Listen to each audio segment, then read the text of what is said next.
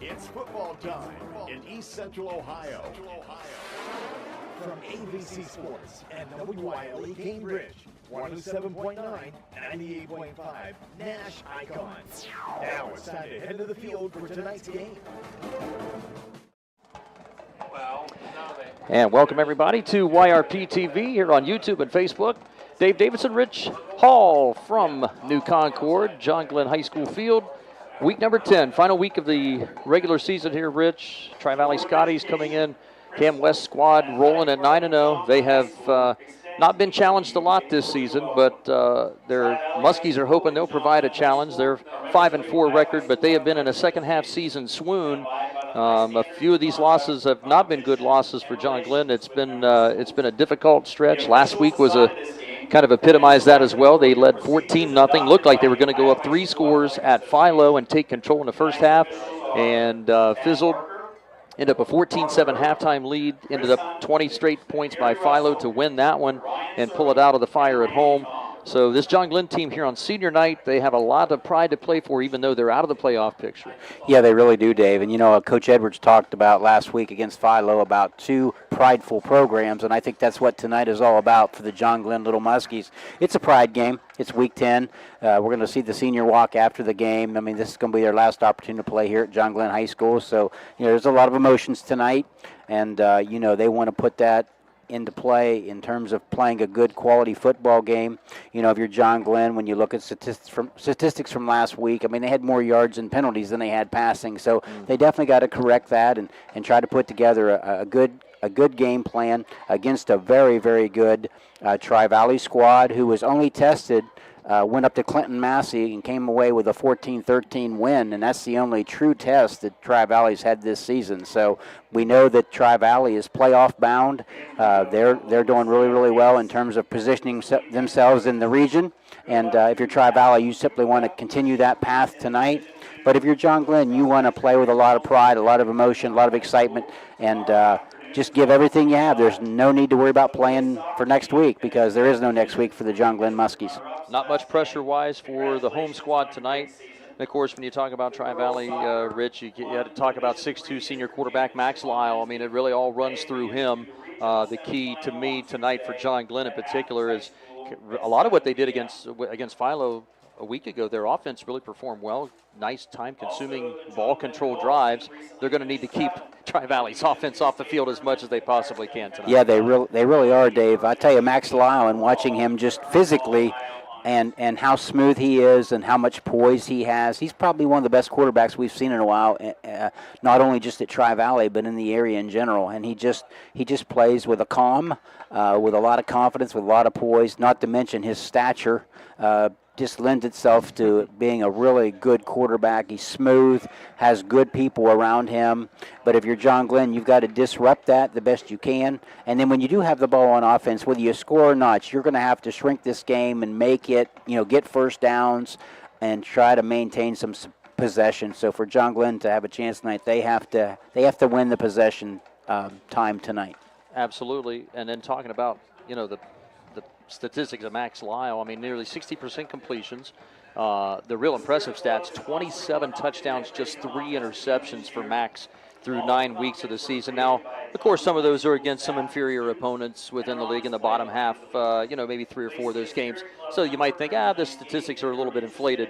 I don't care who you're playing against. If you got a touchdown to interception ratio of 9-1, that's pretty darn good. It really is. And then you look at the people around him. I was looking at Jaden Wallace's stats prior to the game. You know, this young man has 711 yards. He has a really legitimate chance with playoffs to have over 1,000 yards rushing. Matter of fact, pretty confident if they play a couple games, he will do that. But, you know, it's Max Lyle and company. Max Lyle is extremely good, but he's got good players around him. And then you look at their offensive and defensive line, and those are men out there when you look at them size-wise compared to most of their opponents. So tall task at hand for the Muskies tonight, but obviously it's their last home game of the year, so I think we'll see a lot of effort from John Glenn tonight. Well, and on the John Glenn offensive side, you know, their running game has been really impressive. It's been a 3-headed monster. We've seen, of course, we know what you're going to get rushing-wise out of Gilcher and Metzger. You know, both of those, Metzger and Gilcher, both coming into the Philo game, even last week, averaging over 6 yards a carry, pretty darn good.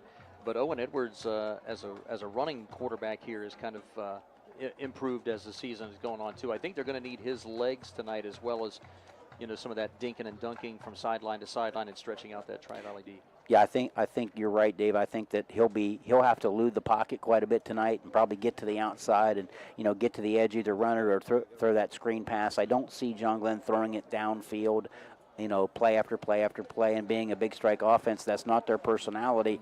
But if they can just move the football, play the clock game, time of possession, then obviously, and keep that high-powered Tri-Valley offense off the field, I think that has to be the game plan for the Muskies. Well, in the three of the 4 losses for John Glenn, Sheridan, Meadowbrook, and Philo, turnovers have been absolutely killer for JG, at least in 3 of the 4 losses. And then you look at Tri-Valley's defense here, they have 27 takeaways, 11 in the fumble recovery, 16 interceptions. So they're averaging nearly 2 interceptions a game. So, as a quarterback, the times when you do have to throw the ball, you've really got to be not tentative, but somehow you got to be cautious and not giving up the football. You really do, and they're not only do they do takeaways, this is a result of the stat I'm going to give you, but they only give up about 8 points a game, and they score 42 a game. So the opponent is getting a lot of opportunities just by the number of points that Tri-Valley scores.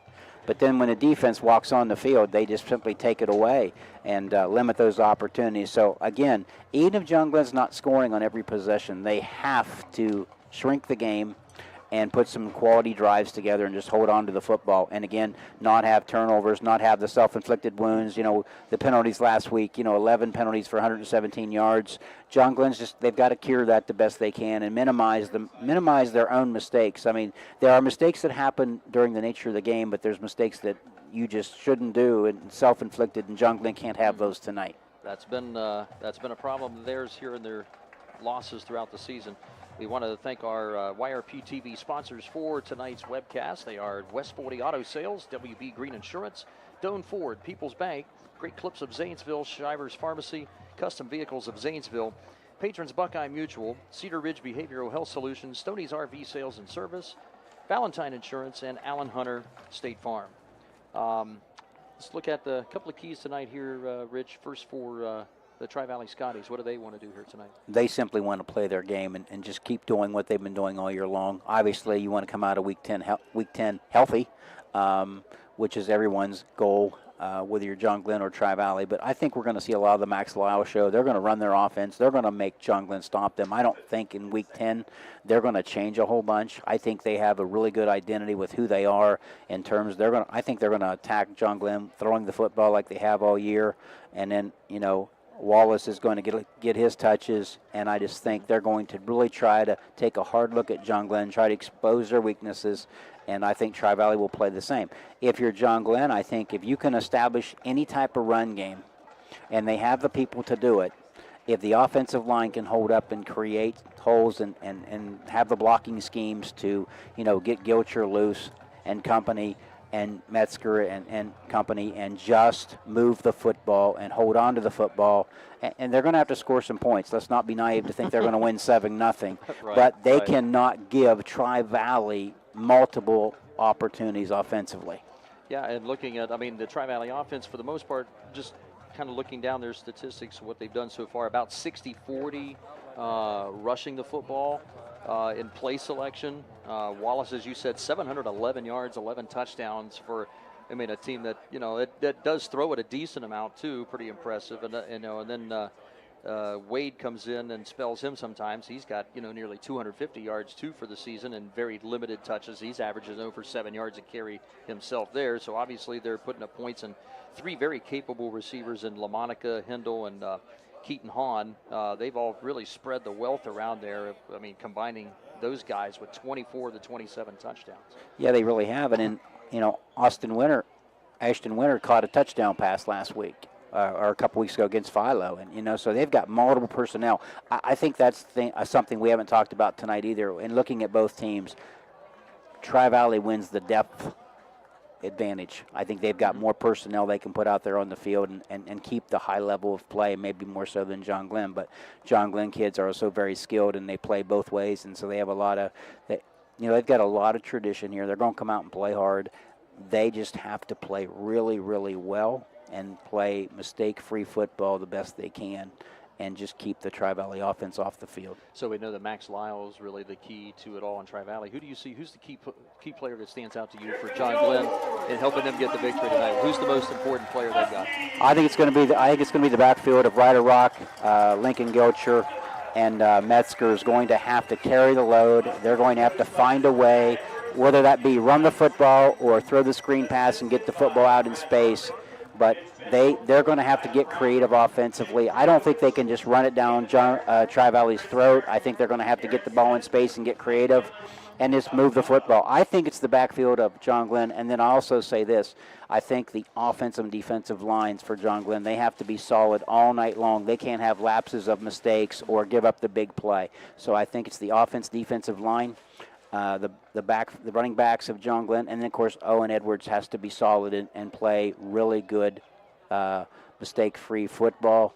Edwards, when he does have an opportunity to throw it, he can't make the high-risk throws. He's going to have to be a little more conservative and take the shorter pass, take the route underneath, just move the football and, chunk plays, not long bombs and just things like that, but just yardage plays that keep possession. I think the key is John Glenn has to keep possession. So the John Glenn offense will get things underway first. They're scheduled to receive the kickoff here as we start in just a couple of minutes. We'll review the John Glenn offense across that front line, left to right. Clay Mathers, number 56, a 260-pound senior. Number 61, Jimmy Boyd, 215-pounder junior. Number 55, senior Rock Zumba, 240-pounder. Will be anchoring that line in the middle. On the right side of the line is senior Caden Stollard, number 75, and number 78, Jake DeMatteo. Wide receivers are number 15, senior Jake Johnson, senior 5'11", Cannon Fox, number 7, and Ryder Pennington, the junior, at 6'3", number 80. In the backfield, as Rich mentioned, we'll see probably Logan Gilcher first, 5'8", 160-pound senior, number 27, and he'll be spelled, really it's a two-headed monster back there with close to an equal amount of carries on some nights, although Gilcher got the majority of the carries a week ago. Reese Metzger, number 8, a junior at 5'10", 185 pounds, and number 1, Owen Edwards, junior quarterback. Strong arm, 5'9", 160. Looks smallish on paper for a quarterback, but plays very big, very tough, and they'll need his legs as well as his arm here tonight. Tri-Valley defense, front four, will be number 64, Gavin Spiker. Number 53, Chris Gargatz, 246-pound senior. Joseph Baker, number 58, a 273-pound senior. And Logan McClellan, number 66, a junior at 230 pounds. Across that D line for Tri-Valley, the linebackers, Kurt Ross, number 77, a 208-pound junior.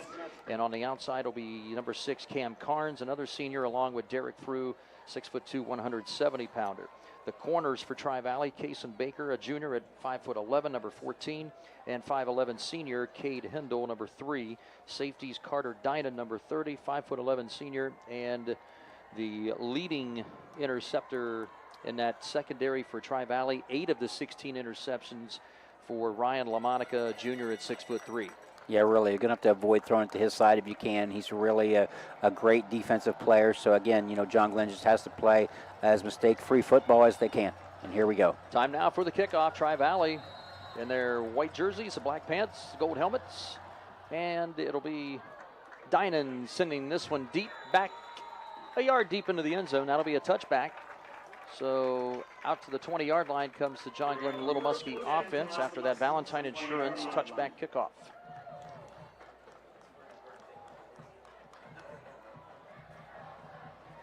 Muskies in their all maroons with the white helmets, that maroon stripe. As Rock Zimba, number 55, will lead that. What's been a very good offensive line, both in run blocking and pass protection. They'll be challenged, probably the best challenge of their entire season here tonight. Gilcher is in the backfield to the right side of quarterback Edwards, and a 4 wide receiver set to start. That's Ryder Rock coming in motion, coming to the backfield now, setting up on the QB's left. Gilcher flanks outside, and they'll run a counter to Rock. He is hit behind the line, but good forward momentum gets Rock at least a yard out to the 21 or so. Carter Dinan, the safety, coming up with a run stop. Close to 2 yards for Rock on the Muskies' first play from scrimmage.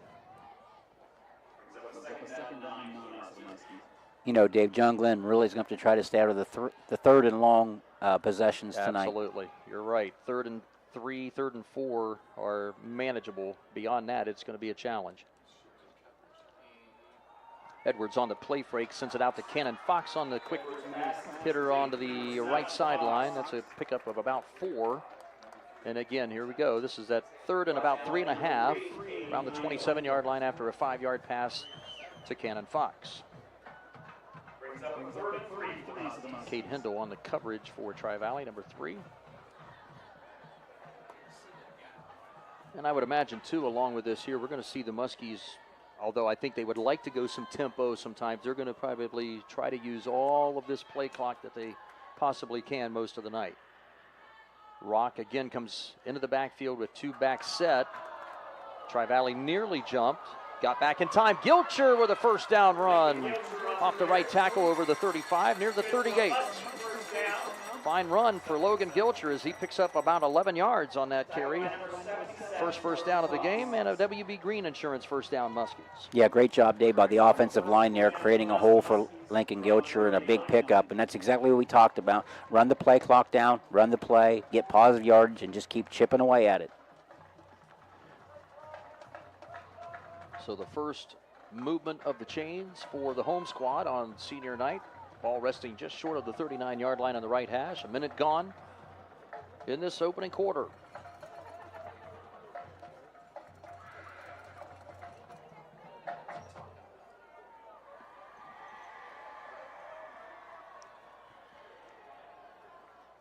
Still plenty of time on that play clock, around 20 seconds here now. John Glenn taking their time, giving that offensive line a little extra rest. Gilcher gets the carry, but gets wrapped up immediately in the backfield. And that was Chris Gargot's defensive tackle. And that'll be a gain of 1. I guess they'll spot him up to the 40-yard line. Still forward progress. Good momentum by Gilcher to avoid a loss. Yeah, he kept moving. Even though he had him wrapped up, he did gain positive yardage there for 1 yard. Cannon Fox, number 7, will join Jake Johnson to the left side of the 4 wide receiver formation. Now Pennington all by himself on the right. Gilcher coming around the left tackle, tries to find a little space. Gargase is there again, but a good struggle forward. Gilcher fighting for extra yards. This has kind of been a problem sometimes when they're trying to fight for extra yards where they cough up the football. Fortunately, Gilcher had both hands on it there and manages to pick up a solid 4 after contact at the line of scrimmage.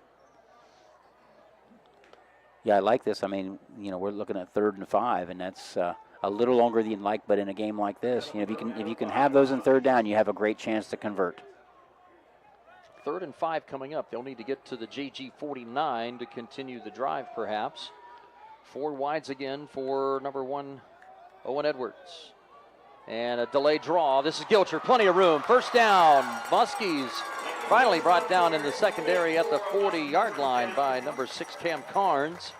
The safety brought him down after a gain of 16 yards for Gilcher. Well-designed play, nice setup by the left side of the offensive line of Mathers and Boyd. Yeah, Gilcher did a great job, and it was by design, but that hesitation gave the offensive line time to open up the holes and create the, parting of the seas, so to speak, and great gain by Lincoln Gilcher there, 16. Yeah, that was a really solid job. 56 Mathers and 61 Boyd.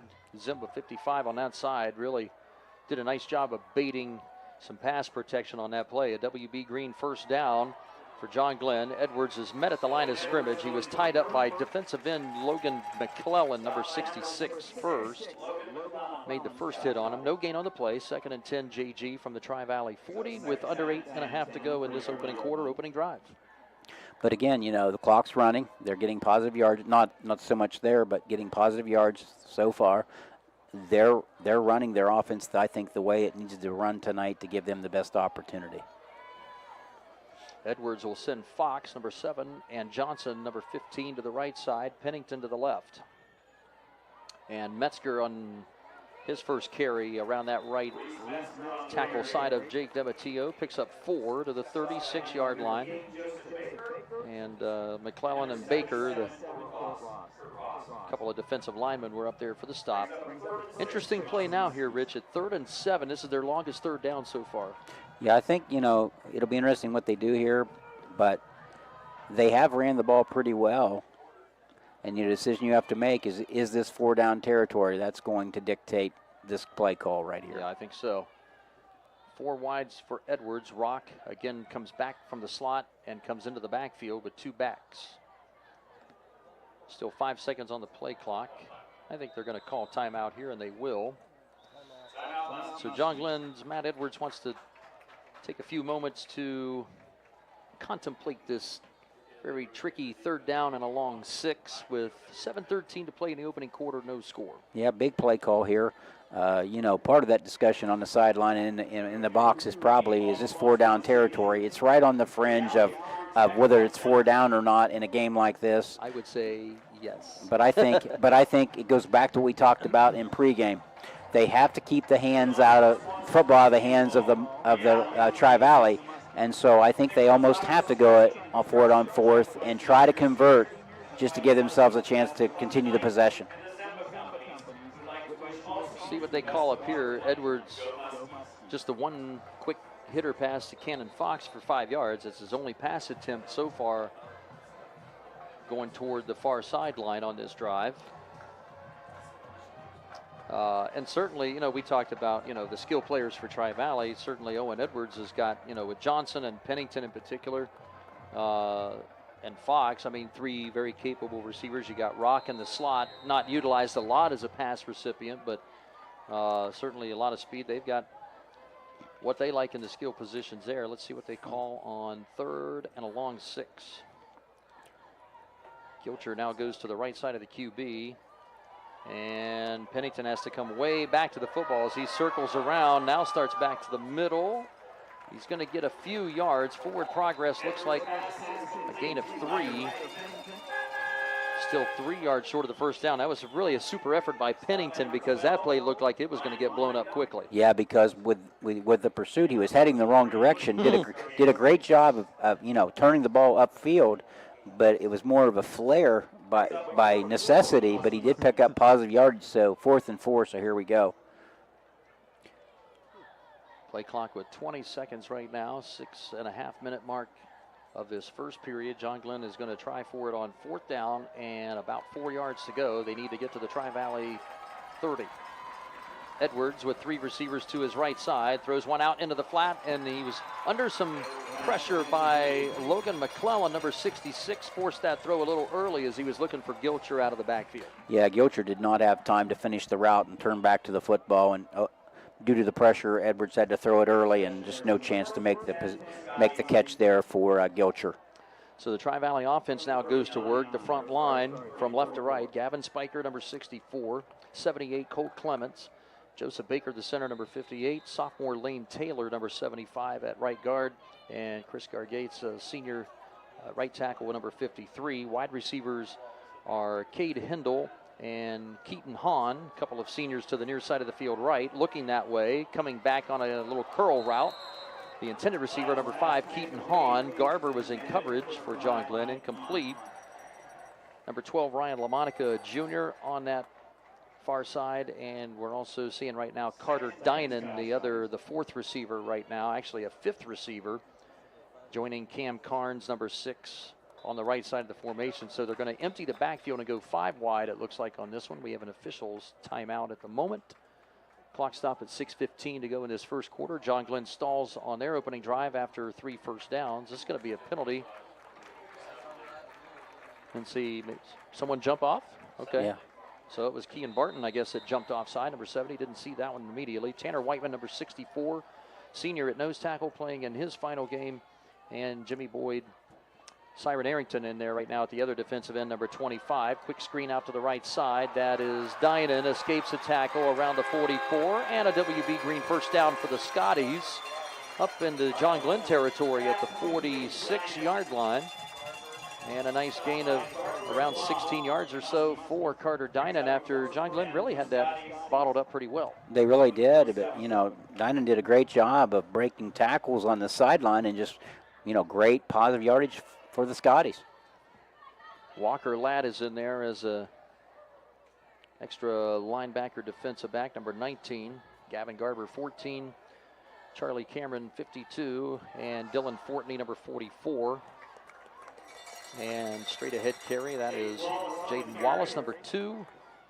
5'10", 190-pound senior out of the backfield. Plunges forward for a gain of 1 up to the Muskie 46-yard line. Good job by the front 3 there, Whiteman and Barton in particular. Yeah, great job getting to him. Good pursuit on him, taking Wallace to the ground after a 1-yard gain.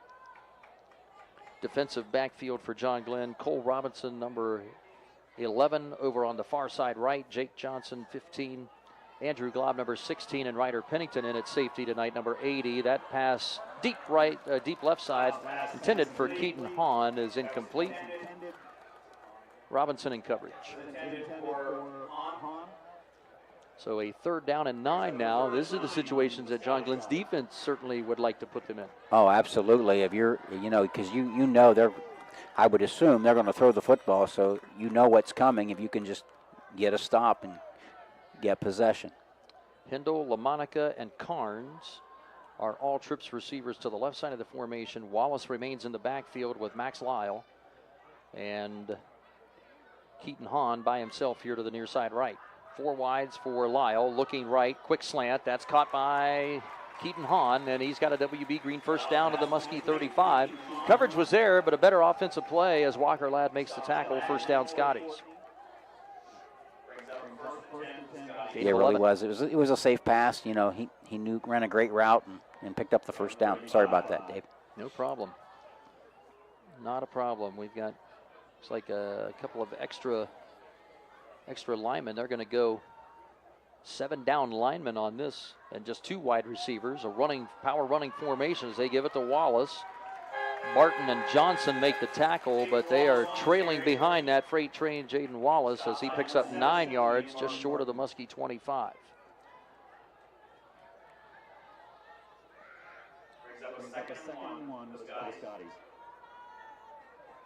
So Lyle again out of the pistol, Wallace behind him. And they'll back out of this. They'll stay with their power running. Really, it's operating like a 2 tight end power run formation with the 2 receivers bunched to the right side. That's Wallace again. First down, WB Green first down for the Scotties. Whoa, there's a flag, like a lawn dart being shot in. He's got some extra weight in that flag. That zipped to the 21-yard line. That was as good a throw as we've seen Lyle make on this drive here. It's going to go against the offense. And they'll mark this penalty off. Looks like from the 26. This is going to be holding coming back 10 yards, so it'll be a 2nd and 11 for Tri-Valley, as Lyle and company will go to work now, and they'll have to try to repeat the process. Clock running under 4 minutes to go. First quarter, no score. Muskie stall on downs at the Tri-Valley 35. And the Scotties trying to put together a scoring drive now. Lyle looking left. He's got a man out there. The catch is made. That is LaMonica with the reception near the first down mark as Ryder Pennington rides him down to the turf around the 26-yard line. A gain of 10, and he'll be short of the first down by about 2 feet. Tri-Valley will stay with that 7 lineman formation there with 7 blockers up front, just 2 receivers. LaMonica to the right side, Keaton Hahn out to the far short side left. And Wallace with the handoff, starts to the middle, cuts to the outside left tackle, and has a WB Green first down as Siren Arrington tripped him up, but not before Wallace picks up 4.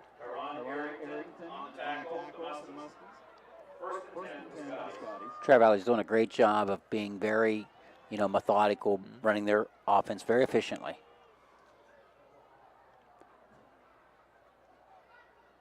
We may possibly have only 2 offensive possessions in quarter number 1. And if you're John Glenn, that's exactly what you want to happen. Yeah.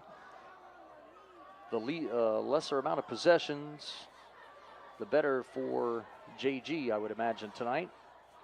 Tri-Valley comes back with 4 wides. This is Wallace, escapes through the line, right side, inside the 15, near the 10, and he'll have a WB Green first down and a 1st and goal as Saran Arrington again makes the stop for John Glenn. But another very nice pickup, close to 15 yards for Wallace.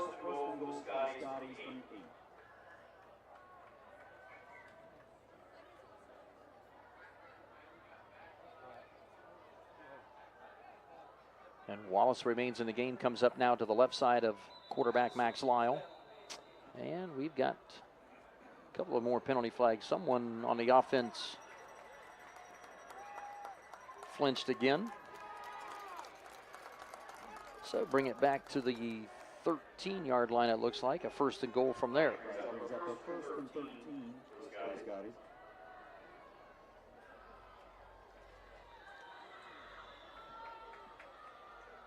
The trips receivers to the left side, looking to the right side. Cole Robinson is right there in coverage on Keaton Hahn as the pass sails way long to the right corner of the end zone, incomplete with 2:05 to play in the quarter.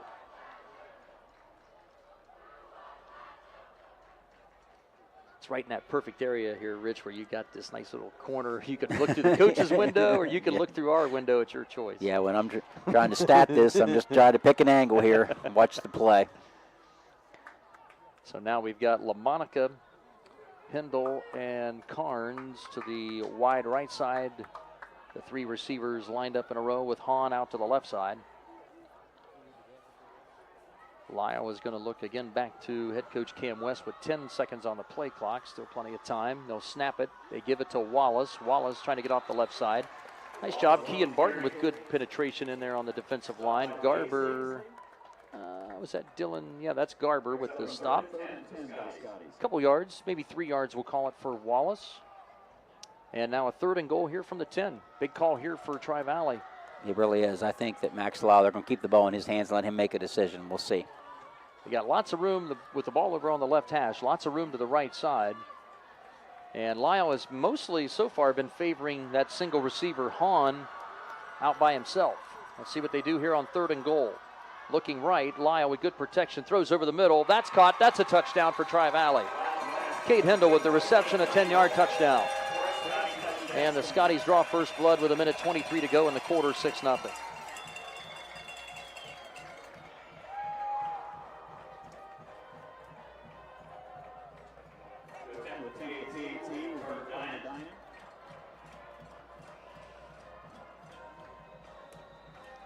So now Carter Dyna, number 30, will set up for the point after attempt. Bodie McCullough is the holder. McCullough will be kicking, yep. And Dynan, good snap back to him. The hold is down, and the left footer, McCullough, sends it through. So Bodie McCullough with the point after. And the score is 7-0 Tri-Valley with 1:23 to go in quarter number 1. We'll step aside for a moment as our YRP TV coverage here in week number 10 with the Scotties and the Muskies continues after this. We offer a range of options tailored to your needs. With our friendly, knowledgeable team, you'll get the protection and peace of mind you deserve. We're dedicated to being there for you, just like a good neighbor should. Call Island Hunter State Farm today and discover how we can help you safeguard your future. Call 740-439-5385. Like a good neighbor, State Farm is there. High school football from AVC Sports and WYLE Cambridge. 107.9 Cambridge, 98.5 Zanesville, Nash Icon.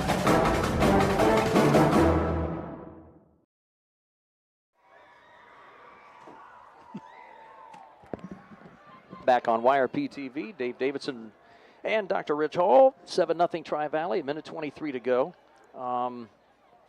Very nice sustained drive. A mix of run and pass, a couple of gouge plays, a couple of double-digit plays in there, but again, pretty much what we would expect from Lyle and the Tri-Valley Scotties offense.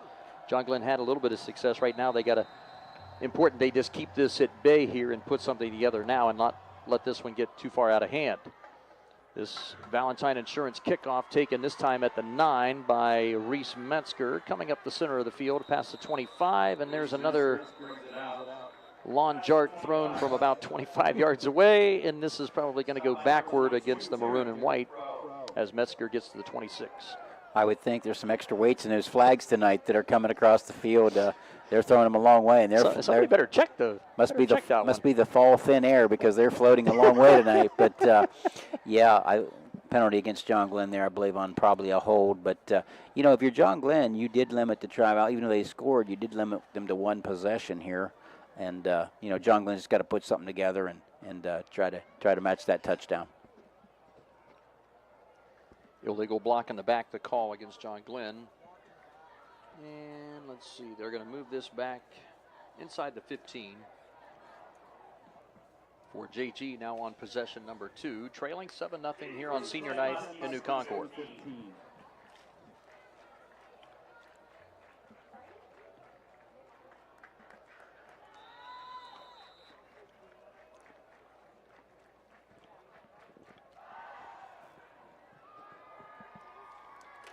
Logan Gilcher in the backfield.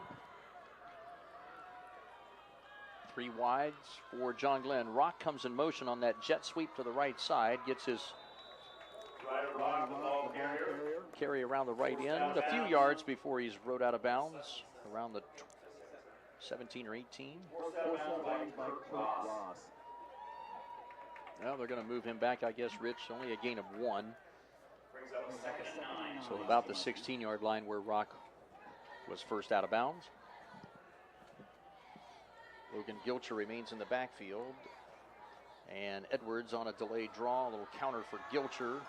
That play produced a couple of nice results on the opening drive. This time Tri-Valley a little bit wiser to it as Gilcher picks up only 2.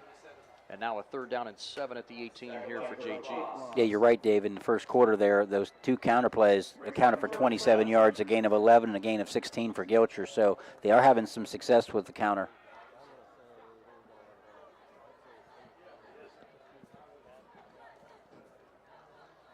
You would think right now, certainly a passing down with a 3rd and 7.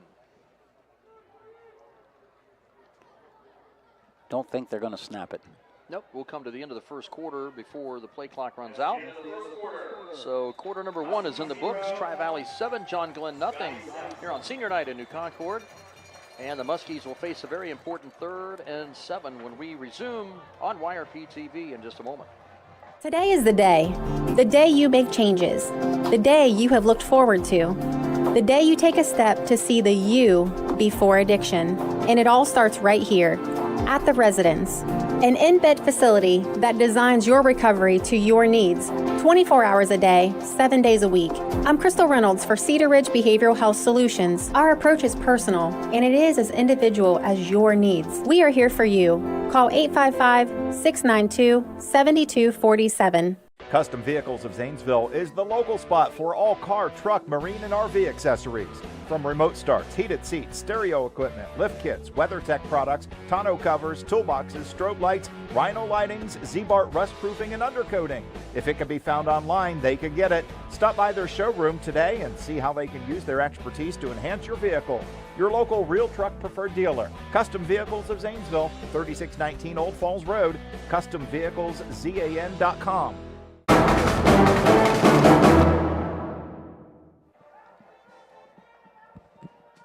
Rich Hall, Dave Davidson back on YRP TV.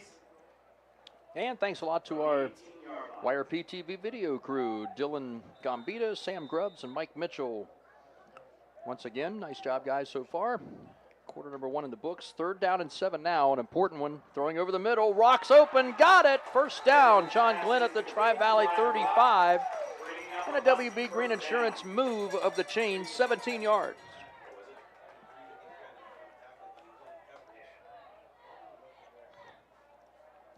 Really quite surprised, Rich. He was as open as he was. He just flew across the middle, and nobody really from Tri-Valley just seemed to go with him. Yeah, he really was. Great play by the Muskies there.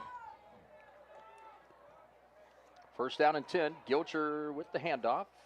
Plows straight ahead for a gain of 2. Up to the 37. There's, looks like McClellan, number 66. Kurt Ross, 77 in there as well. This is just that Tri-Valley front, really, that front seven. Big and physical, across the line. 265, 273, 246, 230, and the linebackers are 175 plus each of them. And a fake handoff to Gilcher, and Edwards avoids a sack. Cam Carnes provided the pressure on the quarterback and looking maybe to set up like kind of a quick screen, kind of a cross middle screen, but out to the right flat. Fox had his hands on it, the ball thrown behind him, but really I was kind of thinking at first Edwards was just going to throw it at the feet and just intentionally throw an incompletion, but got a little lucky there maybe. Yeah, he tried to make a play, and that's something he's going to really be careful of, is have to make those low-risk throws. So Edwards and the Muskies will live for another down. 3rd down and 8. This is the second straight long 3rd down. They converted on the last one with a 16-yard right or rock completion. Let's see what they do on 3rd and 8 here. Looking left, he's got a man, and that's picked off. And that is the 9th interception of the season for Ryan LaMonica, the junior number 12, with the pick, and he is inside the Muskie 40 to the 37. LaMonica just playing center fielder back there, as I think the receiver, I thought it was Pennington, but just didn't seem to be, receiver and quarterback did not seem to be on the same page on that throw. No, they were not. And DeMonica made a great play. Of course, that's what he's done all year, so that's not a surprise. His 9th interception. He has over half of the team's picks right now for the Tri-Valley defense. 10:47 to go in this first half. Scotty's already leading it by a touchdown, and they've got a golden opportunity to take a 2-score lead here, starting at the Muskie 37. Lyle is in the backfield with Jaden Wallace, and Wallace straight ahead. He's going to run over a couple of Muskies, Kean Barton and Charlie Cameron, I think, in there on the stop for John Glenn, but he didn't experience any contact until he was about 3 or 4 yards up the field. And that's what he does, Dave. He does a great job keeping his leg moving and moves the football. Gain of 7 for Wallace, who's already 32 yards. Yeah, I was going to say he's well on his way toward a half century here now. Lyle on 2nd and short, looking deep, throwing down the right sideline. Got a man, it's caught, and it's a touchdown. And that's LaMonica again. Same guy who, with the interception this time, picks up a 30-yard touchdown reception from Max Lyle. And the Scotties are on top now, 13-0 with 10 minutes and 6 seconds remaining before halftime.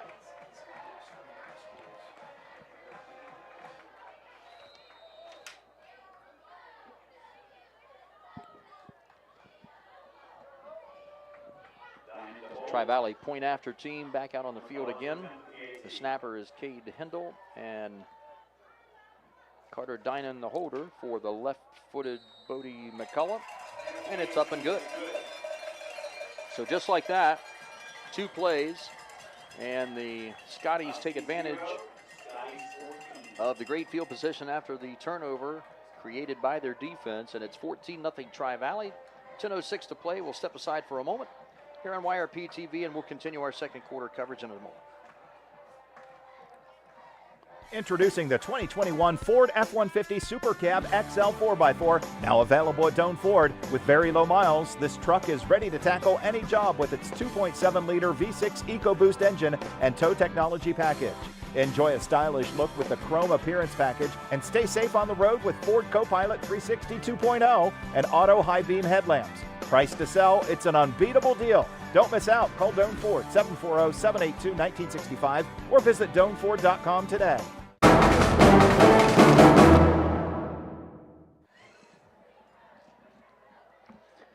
Back on YRP TV, thanks to our sponsors for tonight's Week 10 contest: Custom Vehicles of Zanesville, Patrons Buckeye Mutual, Stoney's RV Sales and Service, Valentine Insurance, Cedar Ridge Behavioral Health Solutions, Allen Hunter State Farm, Doane Ford, Shriver's Pharmacy, WB Green Insurance, West 40 Auto Sales, People's Bank, and Great Clips of Zanesville. Carter Dinan, this time a little onside kick trickeration, and John Glenn was wise to it there. Nice job by Saron Arrington, who come up with the recovery on the kickoff. Not a fumble recovery, but a nice job with the hands team up front, not falling asleep, not taking it for granted that Tri-Valley was going to kick that one deep. Yeah, did a great job. Now, John Glenn has a very favorable field position, so they'll take advantage of this here and, try to go down and get a score. They've got the advantage in terms of having the ball at almost midfield, so this is a big possession for the Muskies. A bit of a surprise, but I guess, there's a surprise element. They're figuring Cam West has confidence in his defense the way they're playing so far. Muskies' third possession, and they're trailing at 14-0. This is Metzger trying to carry on the sweep around to the left side. Not much happening there. Maybe a half yard at best up to the 48.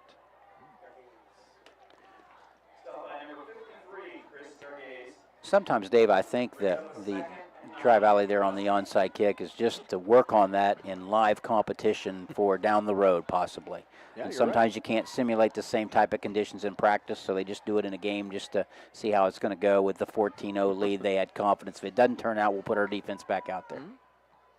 Ryder Rock in the backfield, number 6. He'll get the carry, going off the left side of the line.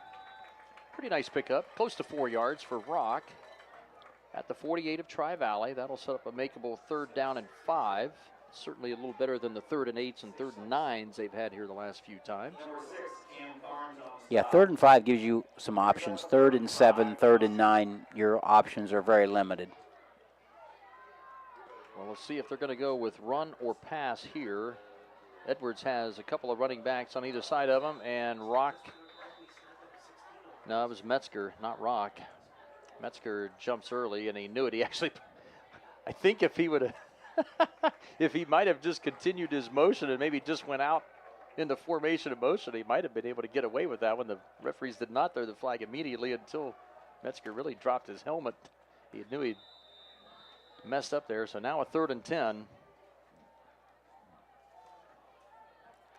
And this is where you're really going to have to lace them up and find a way.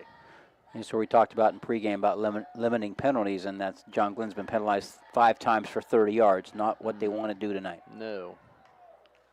3 wides in the formation. Edwards looking left. Good protection for him as he's flushed out of the pocket. Now heaves it over to the left side, looking for Johnson on the jump ball. But Keaton Hahn, equal to his size at 6'3", was there as well. Johnson maybe had a shot at it. It was a pretty good job by Edwards to try to make something out of nothing there, and it's incomplete. We'll see what punt team is not out for John Glenn right now at their own 47. Fox and Johnson receivers to the near side.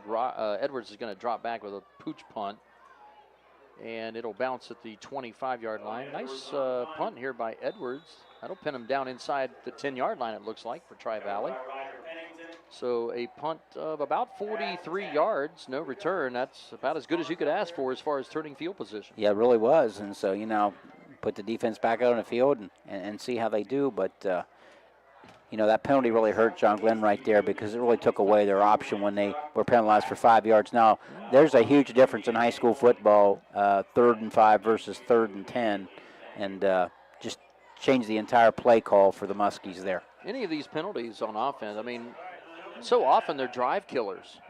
Well, I think that's an example of potentially one right there. Mm-hmm. Whether they're 5 yards, holding penalties at 10 yards or so. Those are rarely does a team overcome those on a drive, but these offensive penalties are drive killers for even the best of teams. Ball comes loose, squirting loose, still loose.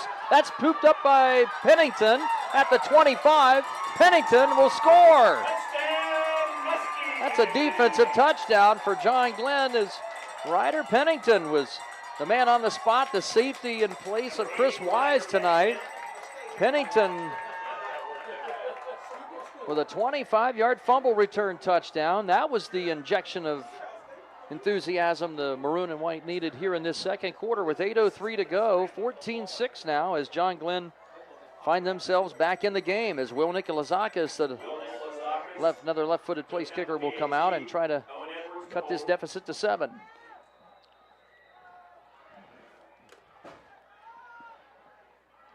Owen Edwards the hold. Good snap back to him. Edwards has it down, and Nikolazakis right down the middle with it.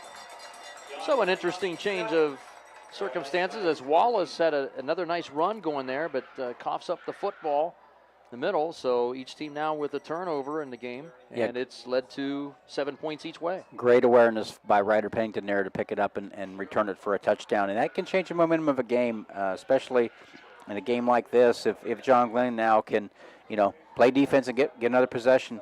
8:03 left in the second quarter. It seems like there's not going to be that many possessions tonight. So, boy, they really got to capitalize when they get the football. Mm-hmm. You're right. Each time the offense has the ball, it's like a gold bar out there. A few other scores from around the area going on. Barnesville, well, I'll tell you what, that is a team that is rolling big time in Belmont County. 26-0 with a lead in Shamrock Stadium over Union Local. I thought that game would be a little bit tighter, at least early on. Right, yeah. Barnesville's really, really good. I think Union Local with just one loss, I think, on the year. Well-anticipated Belmont County rivalry game in week number 10. Sheridan right now trailing New Lexington up to the task. That New Lexington football team, I think it's gotten better as the season's gone on, too. They have an 8-0 lead on the Sheridan Generals right now. They really have gotten a lot better. Riverview and Coshocton are scoreless.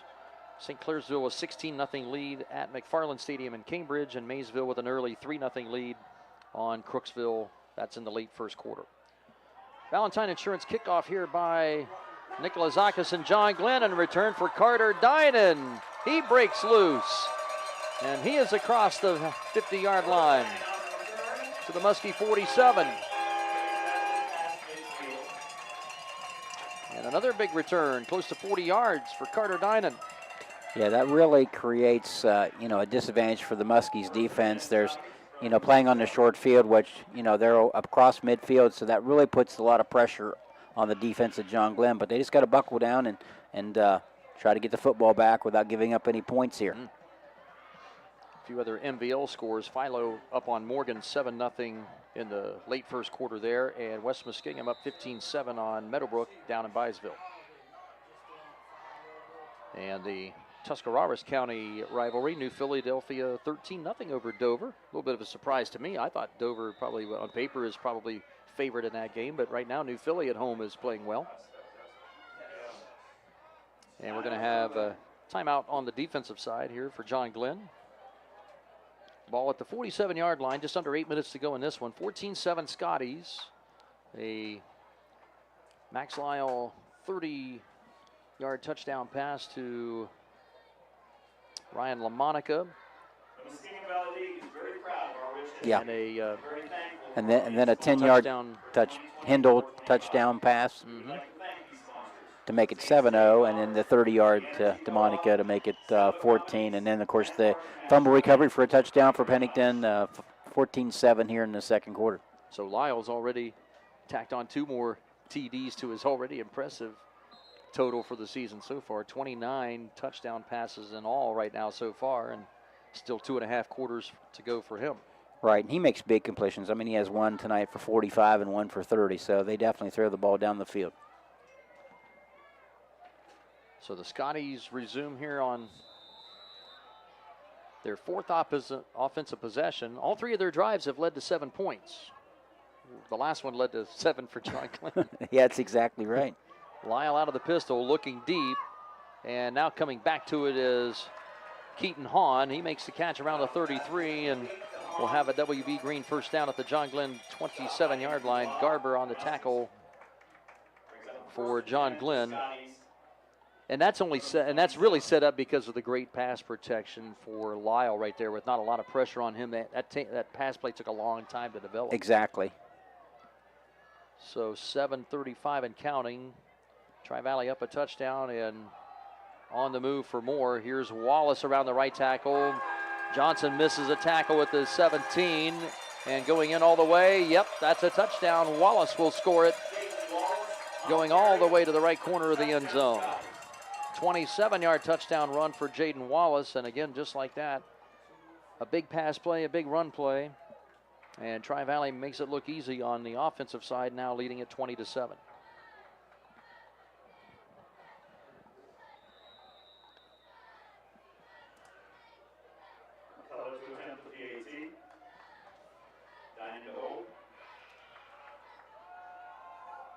And Hindle's snap back to Carter Dinan is a good one. And that one is blasted all the way back in through the woods by Bodie McCullum. And the Scotties hold a 21-7 lead now with just under 7.5 to go in this first half of play. And we'll step aside for a moment as Rich Hall and I will continue with our Week 10 coverage of the Scotties and the Muskies here on YRP TV. There's something about a fresh haircut from the friendly, skilled stylists at Great Clips that just makes life, well, greater. The sun shines brighter, your step feels springier, even your jokes are funnier. And the best part? When you use Great Clips online check-in, you can get in for a haircut without having to rearrange your day or your budget. Download the app today and start feeling that much greater in just a few taps. Great Clips. It's gonna be great.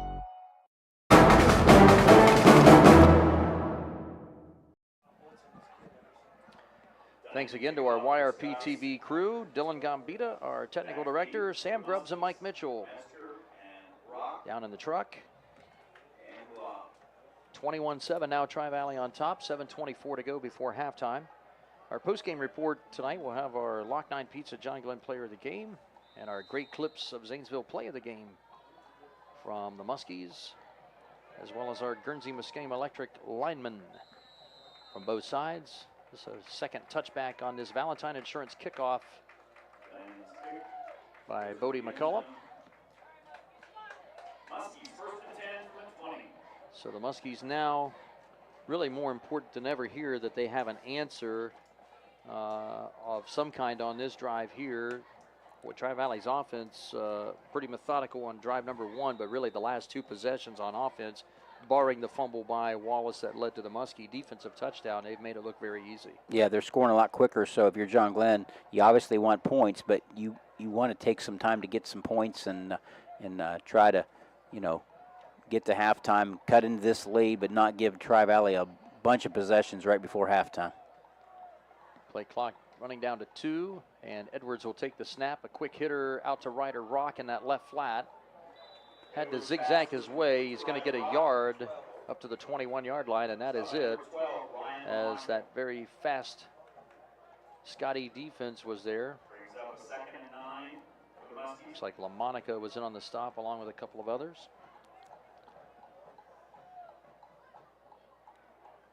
Second and 9 now for John Glenn, staying in that 4 wide receiver set. Edwards looks left, looking deep left for Pennington, and overthrew everybody at the Tri-Valley 48.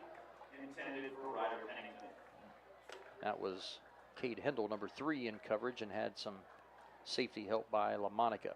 Certainly the Scotty defense they're gonna be aware of Pennington being the one deep threat for John Glenn. 3rd and 9 again here. Now, we've seen the draw play be effective a few times, but boy, these are so tough to convert against this defense. That's Rock, number 6, coming in motion right, and they're going to go with the counter left for Gilcher. It works again. They've got it. First down, Muskies, and a WB Green move of the chains once again. A gain of 10 for Ryder Rock, or for Logan Gilcher rather, but they have set that play up. Something about that play that they have worked to magic. Exactly. Tri-Valley is not taking that away, and that's Gilcher's first carry here in the second quarter. 1st and 10 pass, trying to set up a quick screen out to Pennington, and I think Pennington got hit early on that forward pass attempt, but is that going to be interference, or is it maybe going to be a defensive hold? Looks like it's going to go against the Tri-Valley secondary.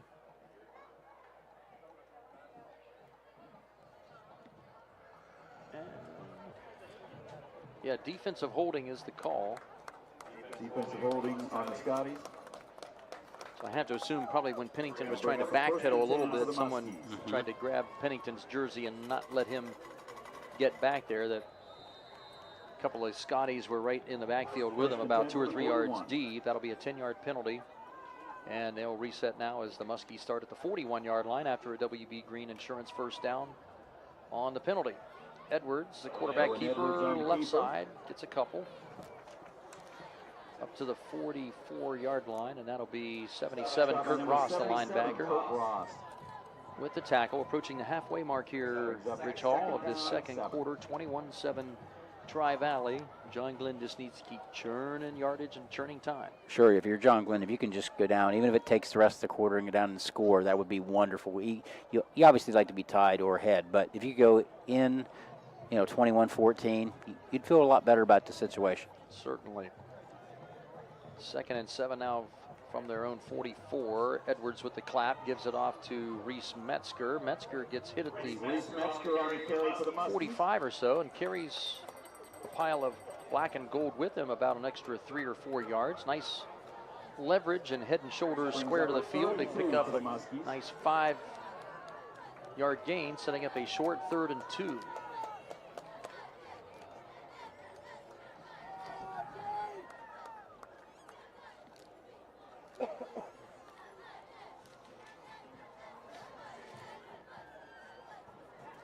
Now that two-headed monster of Gilcher and Metzger remain in the backfield with Edwards. Let's see who gets it. That'll be Gilcher, 27, with a WB Green first down around the left tackle.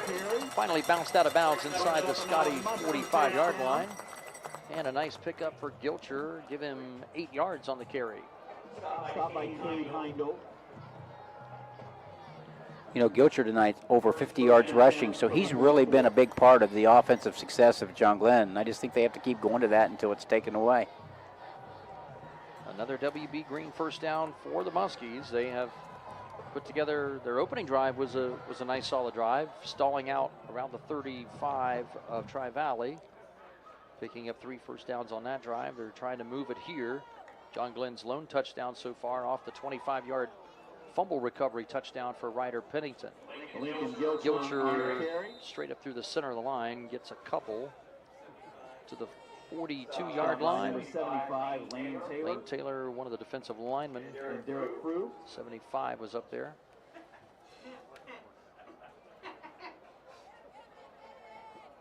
Second and 8 for the Muskies.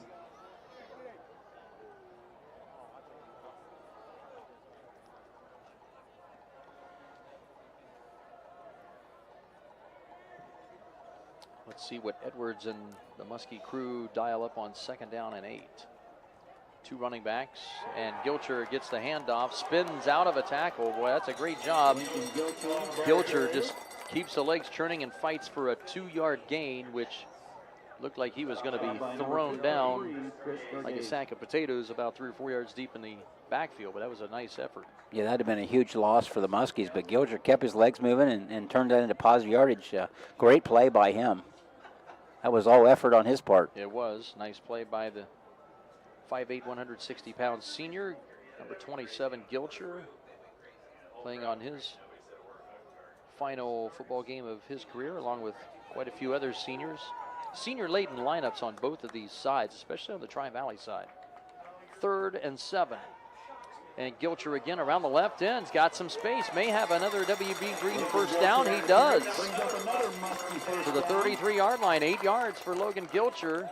And again, a lot of success here, Rich, running around that left side of the line with Mathers, Boyd, and Zimba.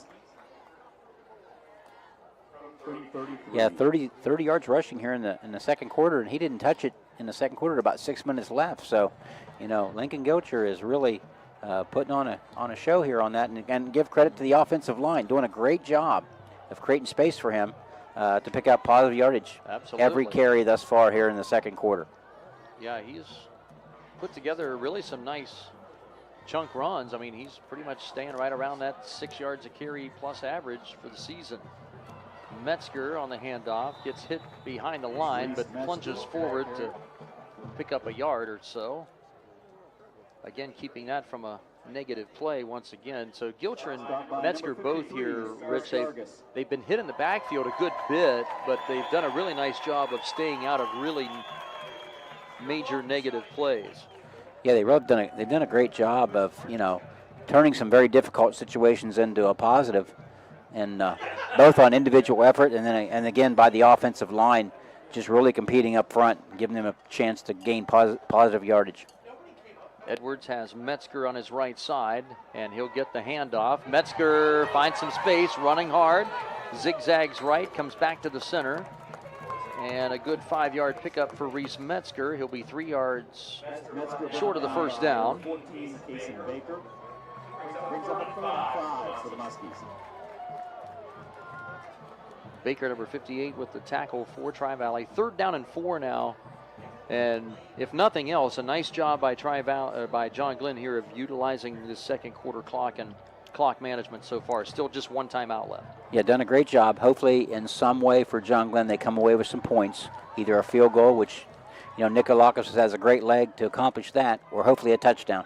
Edwards on the snap, quarterback keeper, gets outside. Edwards gets the WB Green first down.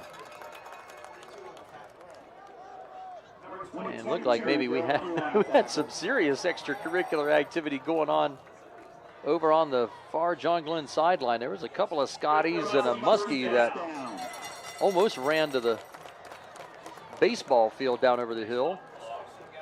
Didn't see exactly what happened there, but a nice carry by Edwards. Again, that left side of the line opening up, sealing off the defense just enough to get a first down. Yeah, there was a lot of action out of bounds over there, but we're too far away to see exactly what happened. They just descended into darkness.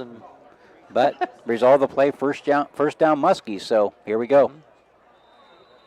1st and 10. Muskies will have it at the Scotty 22 after a gain of about 6 for Edwards on that last quarterback keeper run. First down number 4 on this drive here for John Glenn. Clock running, play clock at 25. And with 1:20, Metzger gets the handoff again, trying the left side of the line again. And this will be stuffed by Tri-Valley. Stopped by number 77. Looks like no gain on the play. Kurt Ross, 77, junior linebacker, with another tackle. This will be a timeout taken by the Scotties. Timeout Scotties. And they'll stop it with 1:14 to go in this first half of play. 21-7 Tri-Valley on top. We'll take a brief timeout here as we'll resume our remaining second quarter action here from New Concord's John Glenn High School field in Ohio. Ohio Health is proud to keep our athletes healthy and in the game. Ohio Health. Patrons Buckeye Mutual Insurance Company is a proud supporter of high school football. Contact one of the 42 agencies writing for Patrons Buckeye for a quote from your local insurance company covering Ohio. Whether you need coverage for your home, mobile home, cabin, seasonal home, a garage, or even farm equipment, Patrons Buckeye Mutual Insurance Company is located in Caldwell, Ohio, and can help. Visit our website, patronsbuckeye.com.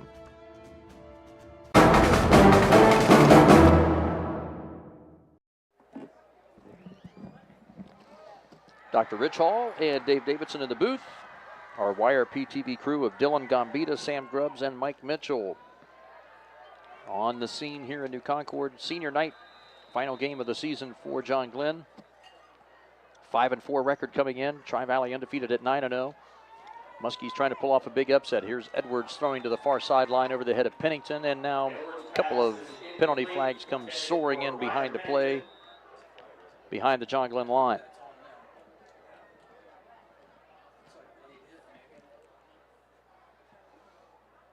Any idea what we got here? I have no idea. I don't. It was well after the pass was thrown. Looked to me like Zimba, or was it Zimba or Mathers? Someone was really tripped up behind the line. So we got offsetting penalties, holding against John Glenn and a personal foul against Tri-Valley. So those will offset. So this basically a do-over. It's all in all really not all that bad for John Glenn. No, very fortunate of your John Glenn not to be penalized there, with a 2nd and 10 with 1:09. Mm-hmm. Last thing you want that to be is extra yards to try to score here prior to the halftime break. So a 2nd and 10. Clock will continue to run now at 1:07. Edwards with 4 wide receivers. Draw play for Metzger. Starts inside and then has to come around the left. Gets lassoed by Tri-Valley's Cam Carnes with that tackle on Metzger after a gain of 3. That play going out of bounds to stop the clock here, Rich, with 57.5 seconds. Yeah, great awareness by Metzger there to get out of bounds and preserve as much time as possible. So I would think still this is 4-down territory. I mean, Nicholas Zakas has the ability here to hit from this, but I'm sure they want a touchdown drive. This play really has got about no chance of happening here, but they started out to Metzger. Metzger threw it backward, lateral to Edwards, and Edwards is going to lose some yardage. About 5 yards lost by the quarterback to the 23-yard line. So Muskies trying to pull out a few surprises out of the back end of the playbook. Yeah, they're just really trying to come up with points any way they can, and trick play simply didn't work. I'm sure we'll see more of those tonight before we're done. Last chance to perform them. John Glenn at 5-4 in Division III Region 11, mathematically eliminated from playoff contention. As you said, Rich, earlier, Tri-Valley sitting in the 3 spot right now behind Bishop Watterson and Steubenville, and still a possibility of about 4 different opponents next week. Well, Tri-Valley knows that they're going to be hosting a game in Jack Anderson Stadium next yeah, absolutely. That's an incredible region in terms of very, very good football teams. And then, of course, John Glenn's region, the reason they're not making the playoffs, it's also really, really good, with a lot of really quality football teams. Sure is. Now a 4th down, 11. John Glenn needs this one to keep the drive alive. Edwards throwing deep. It was up for grabs and nearly a second interception on the day for Ryan LaMonica. He deflected that one around the 5-yard line. It goes incomplete, stopping the clock with 40 seconds to go before halftime. Still a 21-7 Scotty advantage, and they'll have the ball now at their own 23. If you're John Glenn, you really got to D it up here, because I'm not convinced that Tri-Valley is going to kneel the football. They score so quickly. I think how they handle this first down play, if they get a lot of yardage, I can see them going for a score. Well, I would not assume that Cam West will just simply hand it off and or take a knee. I think they're going to probably go for the jugular here. And we have a timeout on the field. John Glenn will burn their final timeout of this first half. 40 seconds remaining, 21-7 Scotties on top of the Muskies. Once again, we thank our YRP TV sponsors for tonight's TV webcast. Stoney's RV Sales and Service, Patrons Buckeye Mutual, Custom Vehicles of Zanesville, Allen Hunter State Farm, Cedar Ridge Behavioral Health Solutions, West 40 Auto Sales, Valentine Insurance, Doan Ford, People's Bank, WB Green, Shriver's Pharmacy, and Great Clips of Zanesville. And my colleague, Dr. Rich Hall, will be, he may not know it yet, but he'll be primarily selecting our Lock 9 Pizza Muskie Player of the Game in tonight's contest, as well as our Great Clips of Zanesville Play of the Game from John Glenn here tonight. Great Clips of Zanesville with locations on Maple Avenue in South Zanesville. And then our Guernsey Muskingum Electric Cooperative Lineman of the Game from both sides. And so we see what Tri-Valley will now do after the John Glenn timeout. First down and 10 from their own 23-yard line. They'll line up 4 wides. Jaden Wallace remains in the backfield for Tri-Valley. Off to the left side of the quarterback, Max Lyle. Lyle looking over the middle, and that is caught by LaMonica at the 35, dragged down by Johnson at the 37-yard line. A 14-yard pickup from Lyle to LaMonica. And they'll set the chains, and they will start the clock here with 30 seconds. And Tri-Valley will preserve their timeout. Lyle flushed out of the pocket for a moment, throwing over the top, and Cash Paisley had his hands on it. And that young man has not had a lot of opportunities to come away with a takeaway, but he had a golden one right there, reaching over his head and just out of his reach for the young sophomore. Yeah, just couldn't get to it. From the 38. Cash Paisley, 83, fine family. Really super parents, super grandparents. Got to know them over the last several years. And this is a little hook and ladder play. Heindel with the catch, and that'll be Wallace with the toss and the run, and he's diving for the end zone. Diving over the goal line. Did he get there or not is the question. And they're going to say he is out at the 1. So how about that? Tri-Valley dials up a little Miami Dolphins magic from the 80s. Perfect hook and ladder play as Heindel made the reception off the Max Lyle pass, tosses that one to Jaden Wallace, and they executed that absolutely perfectly. Yeah, great play. And once Wallace, he has great speed. Once he got the ball, he was off to the races. And I was actually too busy watching Wallace come cutting across behind the path of Heindel with the reception. And the officials, I think, still sorting it out at the moment here. And it's really a tough play because that play happened so quickly, and the officials are, the sideline official and the back judge are both trying to get back in position. They do say that he is short of the goal line. There's a lot of discussion there that he did fumble the football. I think the question is, did he fumble it over the goal line, or did the fumble occur out of bounds before reaching the pylon? Yeah, I think that's the discussion.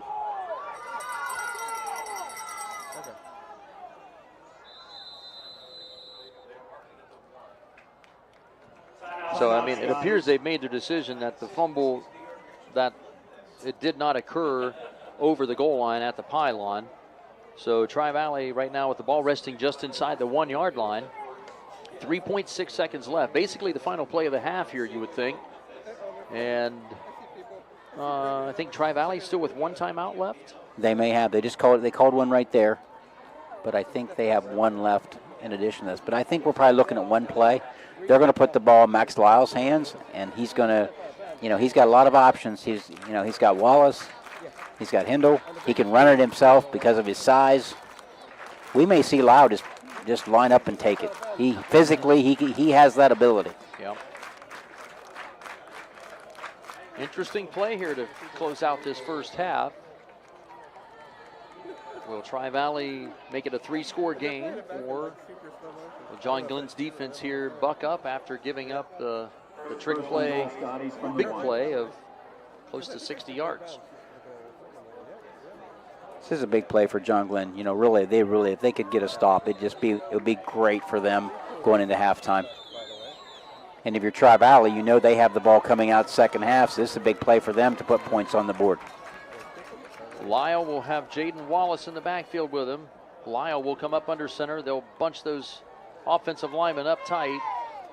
And Lyle will give it off to Wallace. Wallace plunges over the line, and he's got a touchdown right as time expires in this first half. We'll still have the point after attempt coming for Tri-Valley.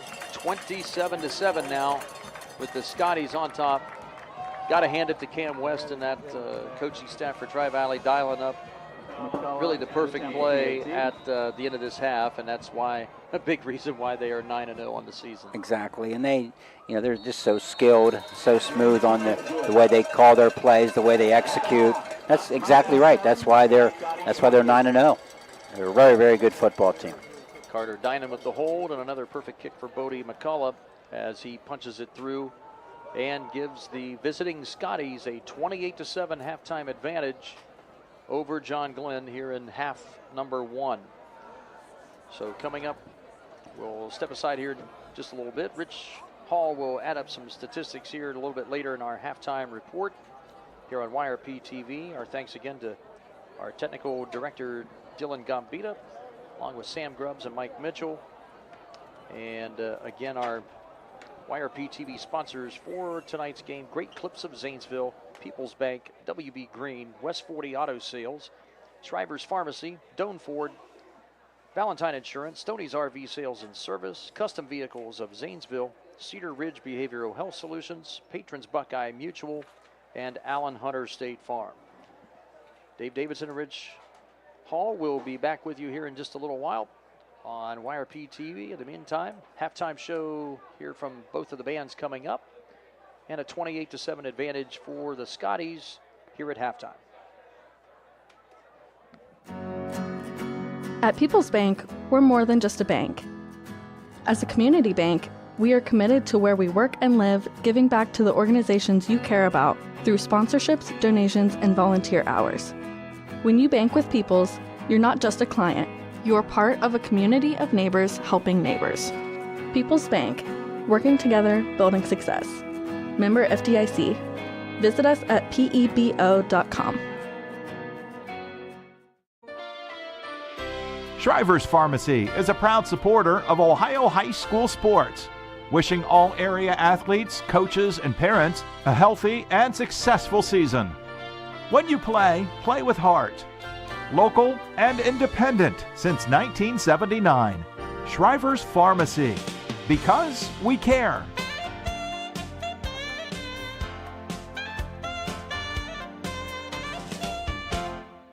Stoney's RV Center is the place that makes buying a new RV easy. Ask about their on-site financing with very affordable payments, and they make on-site camper service calls to the area campgrounds. Stoney's RV also carries cargo trailers, car haulers, horse and stock trailers, and open utility trailers. They install hitch systems and fill propane tanks too. Stoney's RV Center, the place that takes camping to the next level, and a proud sponsor of our area high school sports teams. Do you really think that an insurance company who promises quotes in a few minutes has your best interest in mind? Do they really know you and what coverages you need? Hi, this is John Valentine with Valentine Insurance. We take time to learn about you and your insurance needs so you can feel comfortable that you're receiving the right coverages at the best possible prices. Find us on Facebook, stop by our office, or give us a call at 260-6699. Valentine Insurance, a partner you can depend on. Promises. You've heard them all. Peace of mind, quality insurance products, superior claim service, all at a fair and competitive price. Since 1848, Westfield Insurance has promised to provide excellent insurance coverage for your home, auto, and business. Sharing knowledge, building trust. That is Westfield Insurance's pledge to their customers. For a quote on protecting your home, auto, and business, call W.B. Green Insurance today. W.B. Green, professional insurance. High school football from AVC Sports and WYLE Cambridge, 107.9 Cambridge, 98.5 Zanesville, Nash Icon.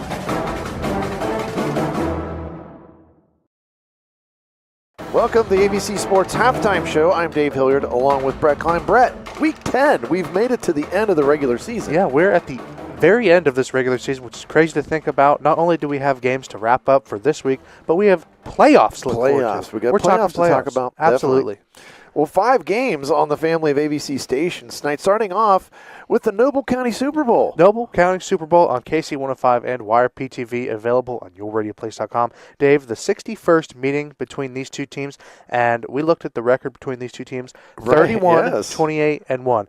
And Caldwell has won the past 3, which means that before these 3 games, it was 28, 28, and 1. So I guess always throw out the records when these two teams play because you never know who can win. It's always been very closely contested. Absolutely. So that should be a good one on YRP-TV and also KC 105. We've got St. Clairsville visiting Cambridge, and these two teams, they've played 48 times since 1945, and St. C, they've just dominated it. They've won 32 of those games, and they've won 4 of the last 5. And, of course, Cambridge, to avoid a winless season, again, 2 in a row. They've got a win tonight, but they've got their hands full. St. Clairsville undefeated, 9-0. Yeah, it's going to be tough for the Bobcats to pull out a win. I mean, we've seen these two teams meet a handful of times, especially with Cambridge making that transition over to the Buckeye 8. Right. You see a lot of these teams over in the eastern part of the state playing a lot more. Barnesville to join the Buckeye 8 here within the next couple of years. Right. They're doing a couple other sports now, but football will be in the works here soon, so we can look forward to a couple of, Barnesville St. C, Barnesville Martins Ferry. Exactly. A couple games you're not seeing, but Cambridge facing a lot of tough competition within this conference, and St. Clairsville is no exception to that. Well, and then I'm down at Crooksville tonight. Maysville at Crooksville. 3-6 Maysville at the Crooksville Ceramics 4-5. That's a Nash Icon 98-5-107-9 game. And the Panthers are coming off of a big upset. They beat Meadowbrook last week, 13-6. Crooksville trying to get to a 500 record, and they've got a 4-game losing streak right now that they're trying to break as well. Maysville, they lead the overall series between these two teams 35-30, and they have beat Crooksville 15 straight times. So I would say the odds are probably in the Panthers' favor tonight. Now also on YRP TV, we've got Tri-Valley at John Glenn, and this is kind of just a game for pride for John Glenn because their season's going to be done after tonight. Yes. Scotties, they're probably going to play 2 home games in the playoffs, but boy, Tri-Valley have had their way in this rivalry. They have won 15 of the last 17 games between these two teams. And then finally, Brett, probably the best game in terms of record-wise is Union Local at Barnesville tonight. Yeah, Union Local coming into this game 8-1. They had a loss to St. Clairsville just recently, and then Barnesville continuing their regular season winning streak, and they're looking to continue that. Yes. And with the win, Barnesville is also looking to host 2 playoff games, just the same as Tri-Valley, because when you're 10-0 in the regular season and you're beating teams, you're beating some like good it's ones. nobody's business, then you're bound to host a couple games, which is good for Barnesville because what's nice about them hosting and being such a high seed in their region, it is a tough region. Yes, a very tough region. To be able to advance in that playoffs, it builds your team's Get you confidence. some chances, yes. Exactly. And then obviously, as we've seen in the past couple of years, we've seen Wheelersburg knock Barnesville out of the playoffs Yes. the past 2 years. So we're going to see how these first 2 home games fare for the Shamrocks. So stay tuned for what we're covering for the playoffs. We'll have our schedule out after they release what the rankings are going to be on Sunday. So stay tuned to what we have going on, our game schedule, and where we're going to be at. Well, last week, we'll go over some of the things from last week that happened. Now, New Lex, they won the small school. They beat Crooksville 38-10, and that wraps up the small school division championship for them. A very nice football team. I had a chance to see them play this year. Also, West M, just super impressive. 4 straight shutouts. They beat Coshocton 44-0. That was, I came away really impressed seeing the Tornadoes play, and 4 straight shutouts now. That's pretty impressive. Yeah, I would say that, if you put West M and New Lexington in a matchup again, because they did play earlier this year, and it was a close game that New Lexington came away with, but I think it would be an even closer game and an even tougher battle because West M's defense, they've said, it's our time to shine. That's exactly what they've been doing. So, MVL Small School, they're fighting. And over on the MVL Big School, we have a champion crowned there as well, I believe. At least they're guaranteed a share. It's Tri-Valley, yes. They would have to beat John Glenn, but it's probably going to happen the way things have been going for that series. But they beat Sheridan 21-9 last week, and that pretty much wrapped up a share of the MVL Big School title. Of course, another game in that Big School that was really entertaining that we had on AVC, Philo came back and beat John Glenn 20-14. Yeah, that game over at Sam Hatfield Stadium. Again, we had that on YRP TV, yourradioplace.com is where you can go and view all of this. I mean, a back-and-forth battle, 2 defenses that really didn't want to let the other team score. Right. But, we have Philo coming down towards the end of the game. And when you have, especially in a game we'll talk about here in a second, when you have 2 games that come down to not only the last drives, but even potentially the last play of the game. Yes. Always entertaining to watch this late in the season. And that leads us into Meadowbrook and Maysville. You said an upset, Dave. I said it was an upset because Maysville, record-wise, a little bit not as good as Meadowbrook, but they won the football game 13-6, came down to the very last play of the game. A receiver from Meadowbrook tackled on the 2-yard line. Time ran out. They had no timeouts left. We were saying we thought they needed to throw the ball into the end zone, and, hindsight's 2020. They probably should have tried to throw it into the end zone.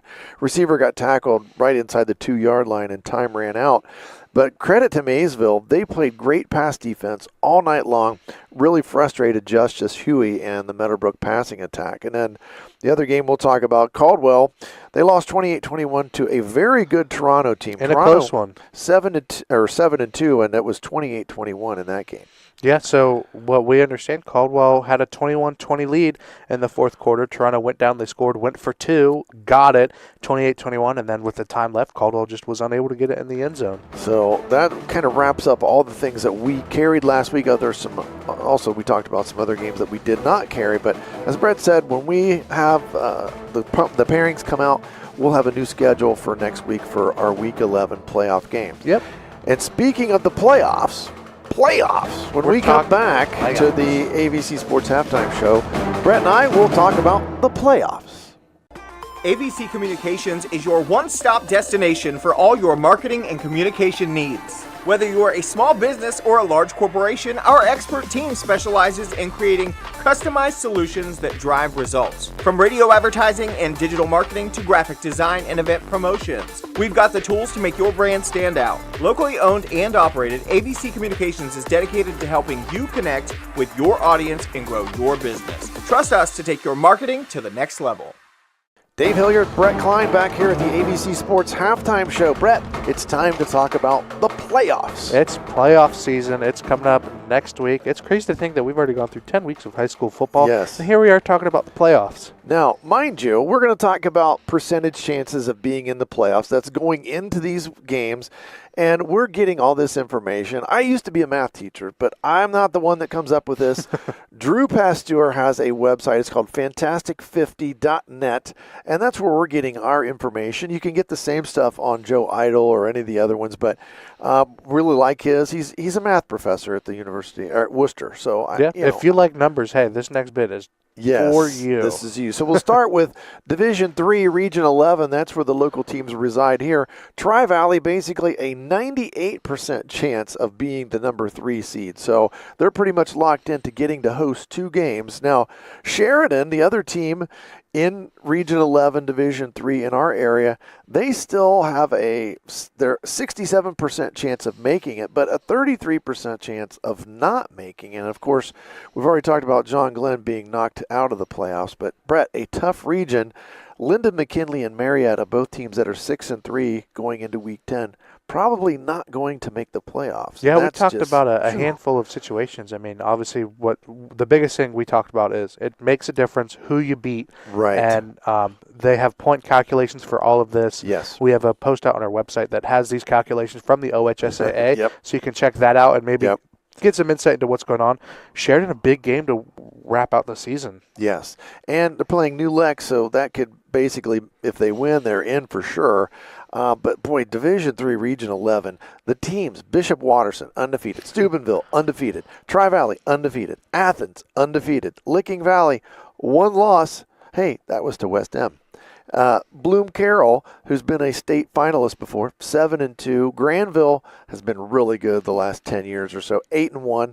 Dover, 7-2. Jackson, who's going to win the Frontier Athletic Conference, and they have played Tri-Valley in the playoffs here, and they're a tough out, very physical team. They're 7-2. And then, of course, you throw in Bishop Hartley. You've got all kinds of really good teams. Tough region, Division 3, Region 11. Now, let's move over to Division 4, Region 15, and that's where New Lex, Philo, and Maysville all reside. And I'm broadcasting the Maysville game tonight. Maysville still, they got a chance. 1%. A 1% chance of being in the playoffs. So you're telling me there's still a chance? There's still a chance. It would take a lot of things to happen, but there's still a 1% chance. And then looking at Philo, gosh, Brett, Philo has really turned it on in the second half of the season. Absolutely. We look at, their record, 5-4. If you were to say, going into the season, the Philo Electrics are going to finish about just above 500 and they have a 6-4 record. They do play more. They're playing Morgan tonight. Right. So, you'd like to think that Philo can walk away with that one pretty easily. But if you were to say, their record's kind of mad. They had some really big losses and they're beating a couple teams. They don't have it. They're locked. Playoff locked. They're in. They're in for sure. It's just a matter of where they're seated. They actually have a 21% chance of hosting a playoff game. So, again, the right things would have to happen for them. And then New Lex, pretty much they're locked in. They're going to play at home. But if they would win, probably the number 3 seed tonight. If they lose, there's a possibility they could be the number 5 seed and only get to play 1 home game instead. So that's Division 4, Region 15. Now, Division 5, Region 19. Talk about tough. We were talking about Division 3, Region 11, but Region 19, it is a beast. You got Barnesville in there. 9-0, owner of the second longest winning streak regular season in the state of Ohio. And Brett, we just mentioned this a little bit ago. They've got a 64% chance of being the number 3 seed. If they're the number 3 seed, you play the number 14 in the first game.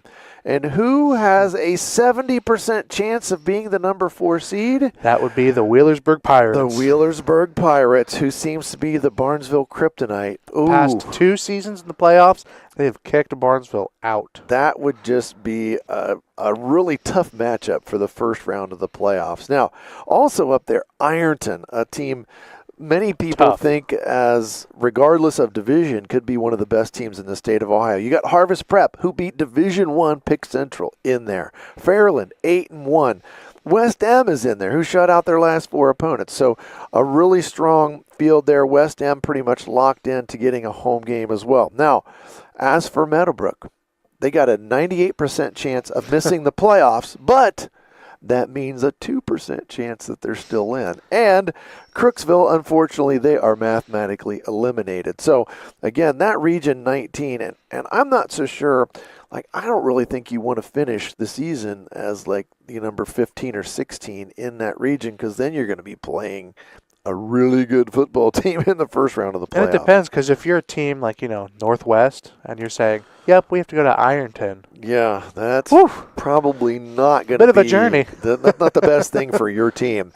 Finally, we'll take a look at Division 6, Region 23, and that's where Monroe Central resides. And with even being a 9-1 team, if they would win tonight, Brett, they're not going to get a home game, it looks like. They have less than a 10% chance to get one of the top 8 seeds. So even 9-1, you're traveling for the first week of the playoffs. And then we've got a little local flavor here.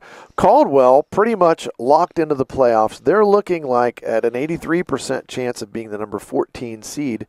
And that means they could possibly play Waterford in the first game, which that was not unfamiliar. They took down Waterford earlier this year, and they've seen them in the playoffs last year when they made their state run. So we're going to see it. If that is that matchup, we're going to see if Waterford wants their revenge or if Caldwell can continue to dominate them as they have in the past. And in Buckeye Trail, they have a 68% chance of making the playoffs. So it's again looking if, wherever they end up here, it looks like probably the number 16 or 15 seed, as does Bishop Rosecrans. They're looking at either the 15 or 16 seed, depending on what they can do. And then, again, we'll mention it. Shenandoah, the Zeps, they've got a 1% chance of making the playoffs. They can still do it. Any glimmer of hope is a glimmer of hope. You got a glimmer of hope going into that last game, into the Noble County Super Bowl. So, anyway, that's a look at all the playoffs. And as Brett mentioned, next week we'll have a schedule. Brett, we just wait for those pairings. When do those come out for us? They will work on those Sunday. So we're hoping, late afternoon Sunday we have something that we can say, hey, this is the games we're going to look at covering to get some local coverage out for the students and all the programs going on there. So be on the lookout for that. We're hoping to have something put out Monday that says, hey, this is the games we're covering. Businesses, if they want to be a part of these teams' playoff runs, then obviously they know how to get into contact with us. Right. And, a lot of things that we're looking forward to. And then after football, Dave, we're talking basketball. I know, it's coming up. It's on the horizon. But right now, we'll worry about football. And, of course, we'll be back next week, Week 11, playoffs, Round 1 for the AVC Sports Halftime Show. I was sitting in my car, and it wouldn't start. I lifted the hood, and the engine was falling apart. What would I do? My eyes filled with tears. Then on the radio, I heard of West 40 by Pay here, where for a little money down and a little each week, I could have a car, nice, shiny, and sleek. So I walked in the door, and I put the money down. Now I got a nice car that I can drive around. West 40 by Pay here will help rebuild your credit. The corner of Dewey and Route 40 in Cambridge, don't you forget it. West 40 Auto Sales, corner of Route 40 and Dewey Avenue in Cambridge, is home of the guaranteed credit approval, with most loans approved while you wait. Go to their website to fill out an online loan application, west40autosales.com. You'll also find their weekly special listed there.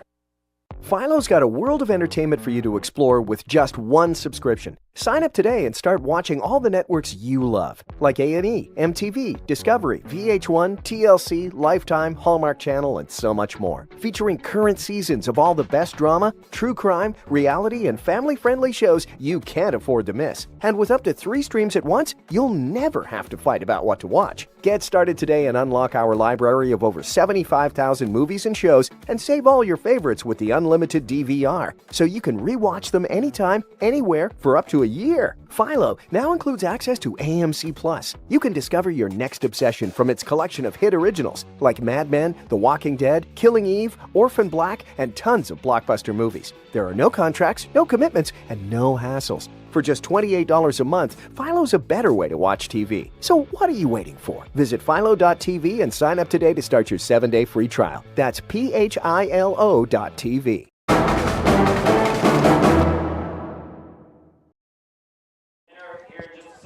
And our thanks again to the YRP TV crew of Dalton Gambita, Sam Grubbs, Mike Mitchell, Rich Hall, and Dave Davidson here at John Glenn High School Field. Tri-Valley, an impressive 3 drives of their 4 on this night. Quick strikes by Tri-Valley. It's the big play, and it was no more apparent there than that final drive with the hook and ladder play from Lyle, Heindel, and Jaden Wallace.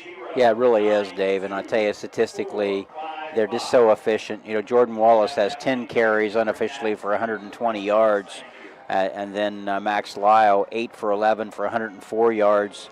And just a really efficient offense. You take the first quarter out of there, which we really felt John Glenn was going to really be able to shrink this game and make it a contest. But we also knew that Tri-Valley had the ability to score quickly, and that's exactly what they did.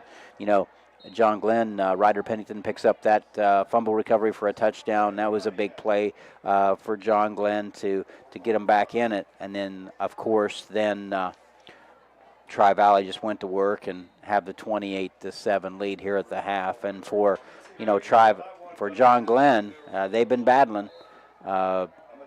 Owen Edwards is 3 for 8 for 20 yards. But I'll tell you, the success that John Glenn has had is running the football with Lincoln Gilcher. 10 carries, 64 yards. As a team for John Glenn, 29 carries for 94 yards. So they've had some success on the ground. And, you know, they went away from Gilcher there for a little bit early in the second quarter. Gilcher didn't have his first carry in the second quarter to about 6 minutes.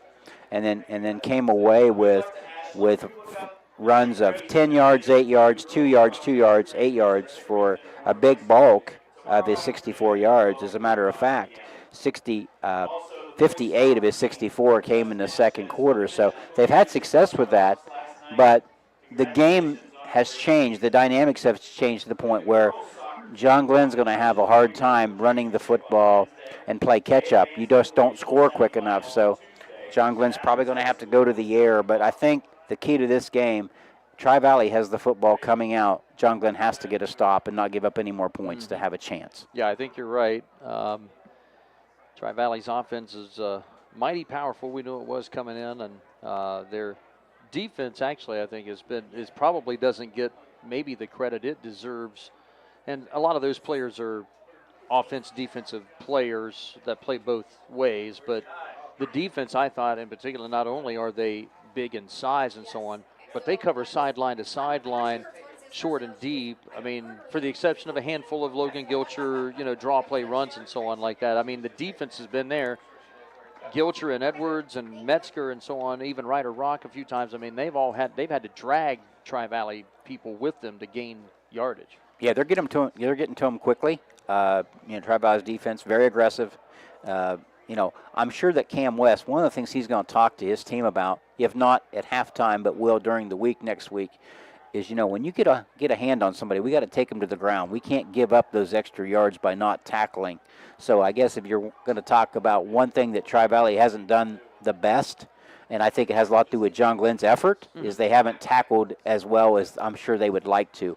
But if you're John Glenn, I want to go back to John Glenn's offensive line. They've done a great job tonight creating space for Gilcher of those yards that Gilcher's had. The offensive line has been a big key in creating space, creating gaps for Gilcher to run and company. So credit to them, but John Glenn simply needs a lot more of that, and they need to score quickly. And so it's going to be interesting to see how the second half plays out. And it'll be really apparent here, as you said, on the opening drive for Tri-Valley here in this half. Some other scores from other games around our area. Indian Valley up 28-0 on Claymont. That's a team, I think a lot of people think that's a Final Four team potentially in their region. The Braves are really rolling along this season as well. Noble County Super Bowl, 30-0 Caldwell over Shenandoah down in Sayersville. Buckeye Trail leads Newcomerstown 22-21 at the half. And Monroe Central 42-0 over Shadyside. That's at the half. 41-0 Barnesville over Union Local at halftime. A little bit of a surprise there. I thought Union Local really would have a little something more for the Shamrocks here tonight, but the Rocks are really tough. And New Philly leads Dover 28-10 at the half in that game. And this Valentine Insurance kickoff by the Muskies. Nikolazakis will be fielded at the 10. And a 25-yard return for the Scotties as we resume third quarter play.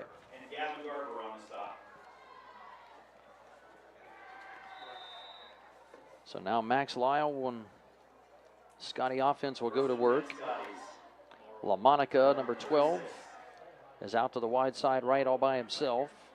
Scotties will go with their power run 2 tight end formation with a couple of extra linemen playing those in spots. Wallace straight up the gut for a gain of 6. Up to the 42-yard line on the game's first play from scrimmage here in half number 2. Second down and 4.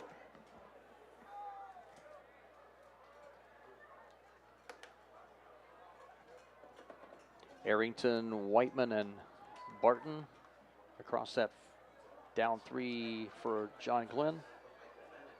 Dylan Fortney. Andrew Glob is in as a linebacker along with Gavin Garber. And Lyle with good protection throwing to the near sideline. That is caught by Hahn. Hahn striving for extra yardage, had the football stripped away. He's going to fumble it at the 40-yard line. That'll be John Glenn football. Muskie defense comes up with their second rip away and fumble recovery here in this game as they take over at the 32-yard line. And Andrew Glob comes up with the recovery for the John Glenn defense. Yeah, that's a huge break for the Muskies. And we talked about that, getting a stop. No matter how you do it, John Glenn has the football. So they really need to put together a good drive, go down and come away with points here in this first possession of the second half.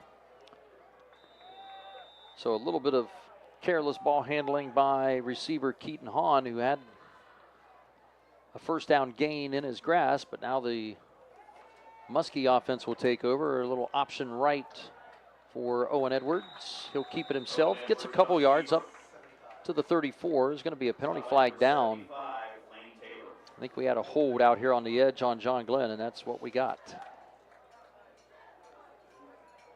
And I would say this football is going backward once again. That's going to be, is that what, penalty number 7 or 8 on John Glenn now? Yeah, it's penalty number 6 for 40 yards. Oof.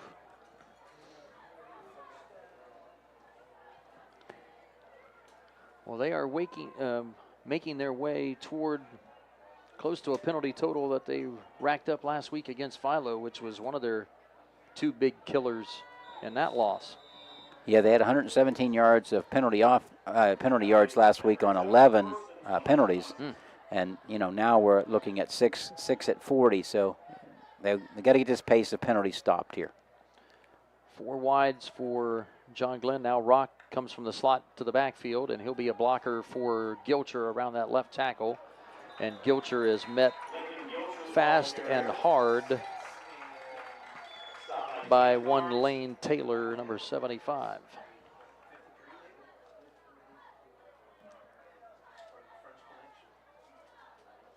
So no gain on the play. Ball stays at the 22-yard line of John Glenn, 2nd and 20. Early moments of this third quarter, 28-7, Scotties on top. Scotties turned it over, second fumble given up in this game just a moment ago. Quick pass out to Ryder Rock. Picks up 3, up to the 25. Rock with the reception. Baker on the stop for those Scotties.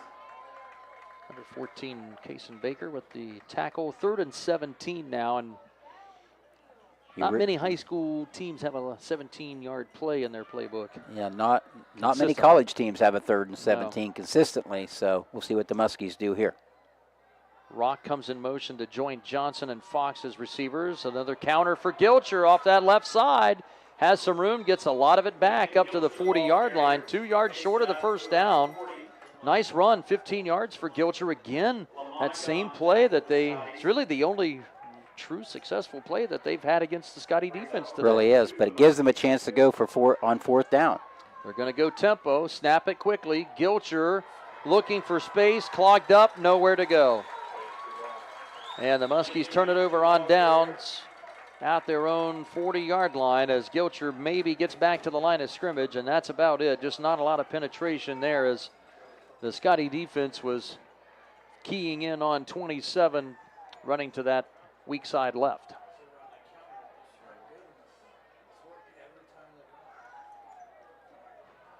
First and 10 Scotties on the 40. 9 minutes and 1 tick remaining third quarter. 3-touchdown lead for Tri-Valley as they go back onto the offensive side of the ball.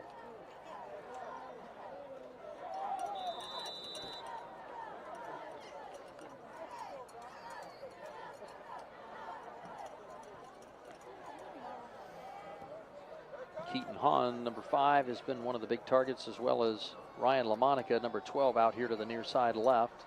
Again, that big 2 tight end run formation. Wallace plunges over the right side of the line for 3 yards. Up to the 37. Walker Ladd is there, 19.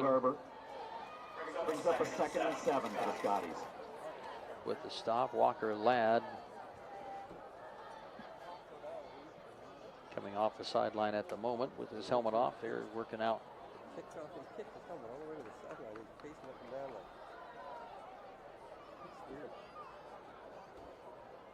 So a 2nd and 8. Scotties with a chance to increase their 3-touchdown lead, and there's Wallace. Can't get loose. Nice job. Serrana Arrington, the defensive end, comes up and makes the tackle with the shoe tops of Wallace. And one of the very few times, if not the first time, that they have stopped Wallace for no gain or a loss. Yeah, did a great job there of getting to him for no gain.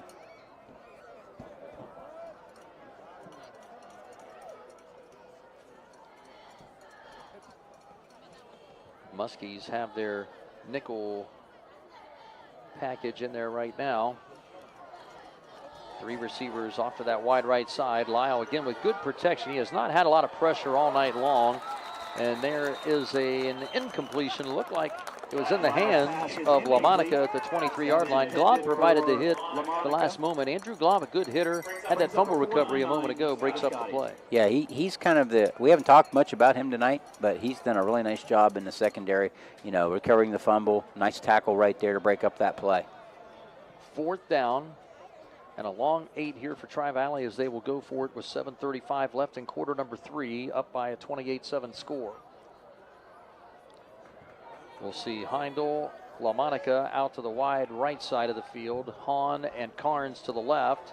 Lyle back to throw over the middle, looking, and there's a collision between Heindel and Ryder Pennington. No flag is down, and I'm not even sure that ball would have been catchable had it had been a flag thought of, but Scotties will turn it over on downs, and they stall here on their first 2 possessions of the third quarter. 7:27 to go in quarter number 3. John Glenn has the ball back. Yeah, John was unfortunate there and played pretty good defense here to get the ball back. Now just have to translate that into some points here and, try to climb their way back into this. Right now you got to translate it into some first downs, too, right now. They did get close to the first down mark, but again, that holding penalty on that drive, we saw an earlier, I think, a false start or legal procedure penalty kill another drive earlier for John Glenn. Penalties have been a problem for them, especially here in the second half of the season. There's Edwards with a quick throw out to Ryder Rock. And a little bubble screen out to the receiver. Rock picks up 3. Kason Baker, number 14, is there with the stop on the senior slot receiver, number 6, Ryder Rock.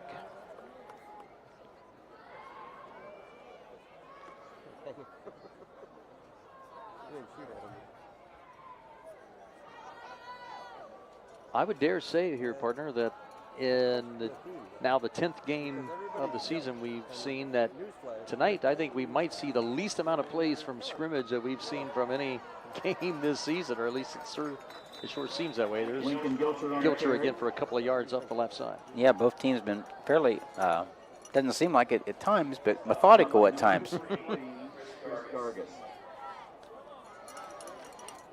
36 for the Muskies. Would we call it the lullaby offense? Could be, but, then again, this is how John Glenn plays. But also, being down 21, you can only do this so long, and then you're going to have to open up your offense just a little bit. Still loads of time. A key 3rd and 5 right here. John Glenn would really not want this to get to a 4th down here.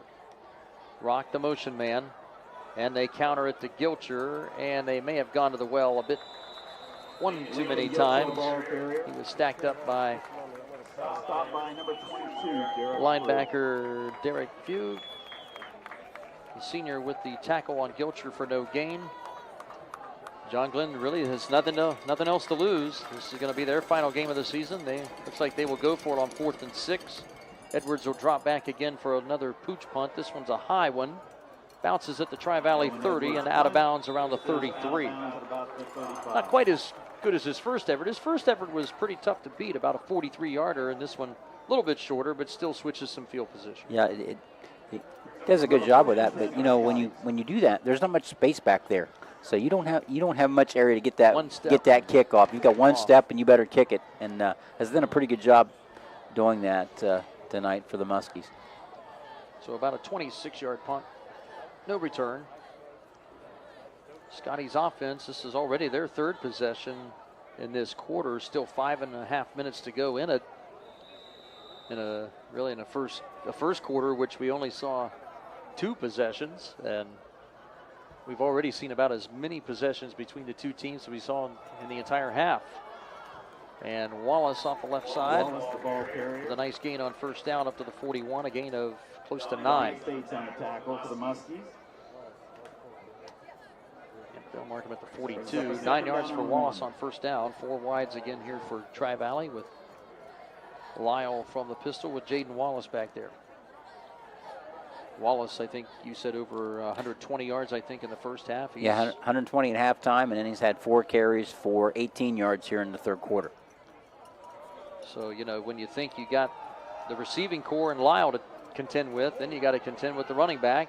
There's Pennington, got a hand on it, deflected it at the 35, and it goes right into the hands of LaMonica for a WB Green 1st down, Tri-Valley. That's just the kind of night it's been for John Glenn. Pennington had his hands on it, nearly come up with a one-handed pick, tried to bat it away at the last moment, and what do you know, it falls back into the hands of them. But we got a couple of penalty flags down, and maybe Lyle's pass protection was a little bit too good. Yeah, must have been. We have a Tri-Valley. I think we have a Tri-Valley player down in the secondary. No, it's a John Glenn player. That's a Muskie, yeah. So it is going to be, that play is going to come back. So what was a unintentional long play of about 47 yards or so for Lyle and LaMonica, that's going to be all for naught. And the injured Muskie is Ryder Pennington, who nearly had broken up the play, nearly had an interception, and all he came up with was being shaken up on the play. Yeah, hopefully he's okay. Interesting stat here, Dave, that we talked about. John Glenn has 5 penalties for 30 yards. Tri-Valley has 4 penalties for 35 yards. So, obviously Tri-Valley has not played mistake-free football either, but still lead this game 28-7. Ryder Pennington up on his feet, gets some applause from the Scotty and the Muskie fans here on the press box side. 4:49 to go, 3rd quarter, 28-7. And after the holding penalty assessed on Tri-Valley, that will move it back just outside the 25, where it'll be second down and 18. You know, if you're Tri-Valley, you know, you're more than likely they'll put the ball in the air. But also with Wallace, he's a threat from anywhere. So in most high school programs, it would be an automatic pass.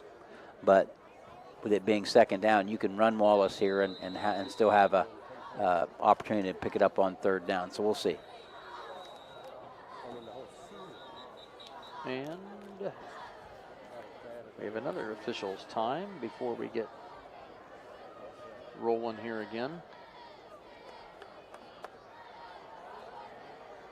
Head coach Cam West was having a chit chat with one of the officials of some particular subject, and now they'll relay this information to the head referee. I'm not sure what kind of discussion is going back. Right now. I believe part of it was about resetting the play clock because that wasn't reset. It is now. That was probably part of it. So I don't know what else we're talking about here.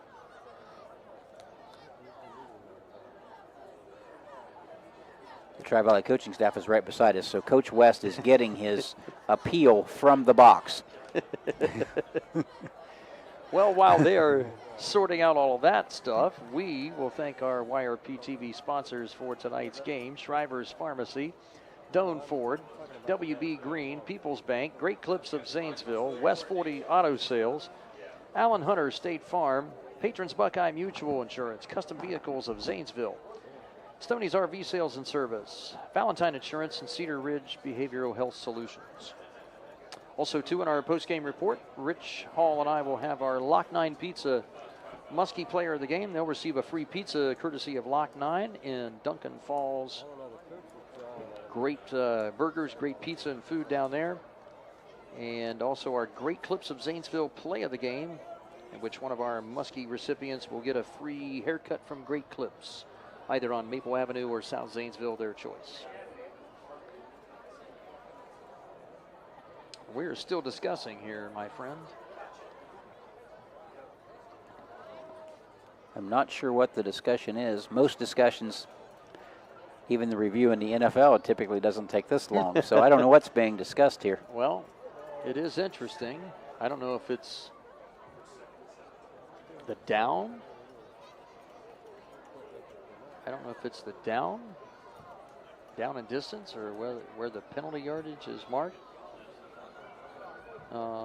Matt Edwards is his crew now on the field too, and they're kind of wondering, seem like, what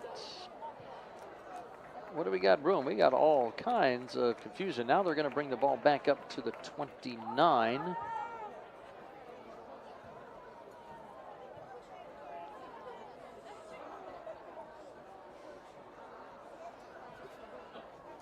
So it looks like it's going to be 2nd and 14. So perhaps maybe it was the discrepancy, perhaps was where the penalty flag yardage was starting to be assessed.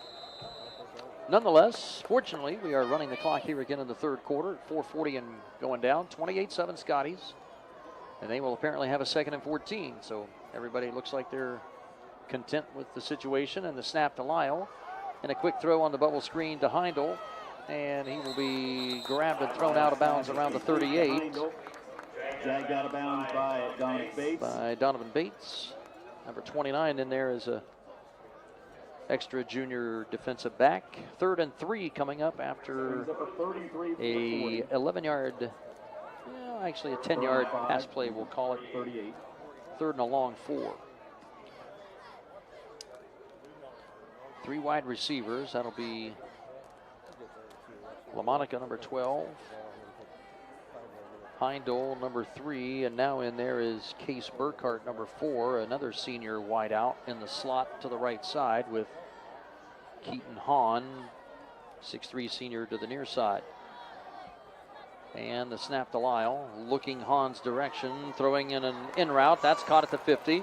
And Hahn escapes a tackle, spins away from another Muskie and another one at the 40, and finally going to be gang tackled by Garber and company, but not before a big pass gain for Tri-Valley and a WB Green first down. Garber and Bates on the tackle for the Muskies. First and 10, Scotties. Gain of about 22 on that pass for Keaton Hahn, 6'4", 170-yard senior receiver. He's a big target, and he's turned together some big pass receptions today. Really has. He's in about 60 yards receiving tonight. And there is Jaden Wallace escaping for another WB Green first down through the right side of the offensive line for 15 more, down to the Muskie 25. First and 10, Scotties.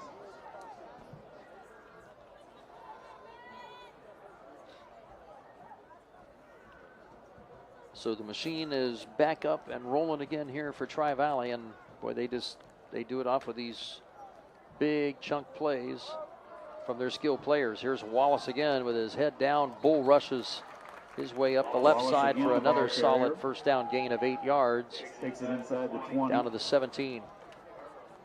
Tri-Valley plays with a pace, Dave, and if they can get rolling and keep their pace going, they move the ball really quickly. They sure do. 3 wides right side. 1 to the left here for Max Lyle and Jaden Wallace in that backfield. 3 minutes to go, third quarter. Tri-Valley in the Muskie red zone for the first time in this second half and looking for their 5th touchdown. Snap to Lyle. He's looking left all the way, throws left, and in toward double coverage. Cole Robinson was out there along with Donovan Bates on Hahn, incomplete toward the left corner of the end zone.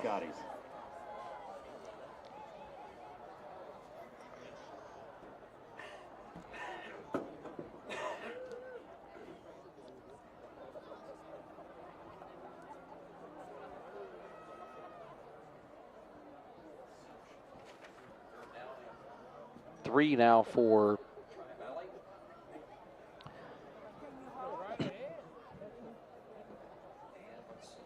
Lyle and company do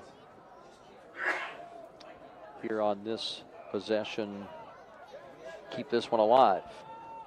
Snap to Lyle. They'll give it to Wallace. He's got a nice hole up the center right side, and that'll be a WB Green first down at the 11-yard line, a gain of 6. On tackle for the Muskies. First and 10, Scotties.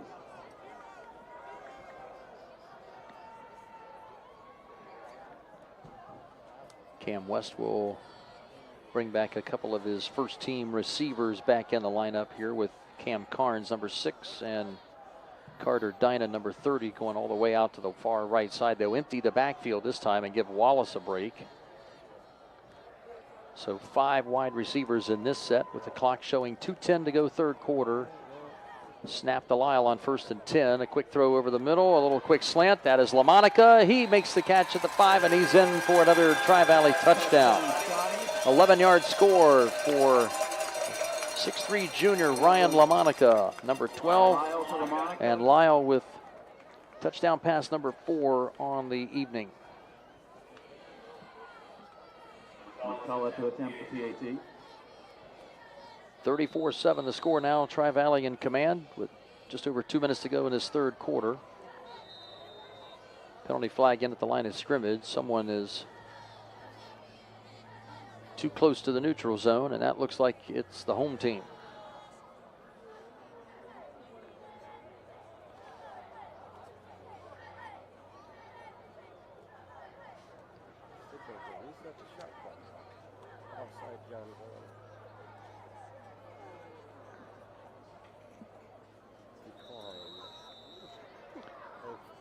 Tri-Valley will decline the penalty.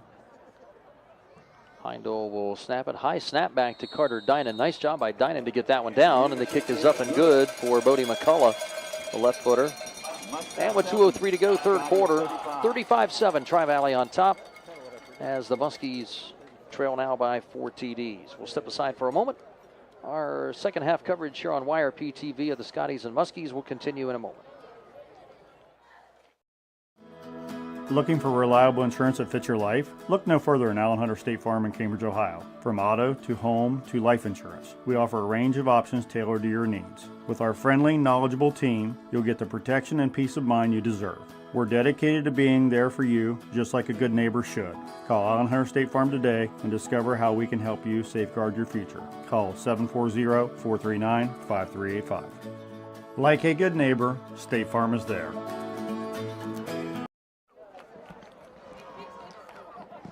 Rich Hall and Dave Davidson back to John Glenn High School field, 35-7. Just over 2 minutes remaining in quarter number 3.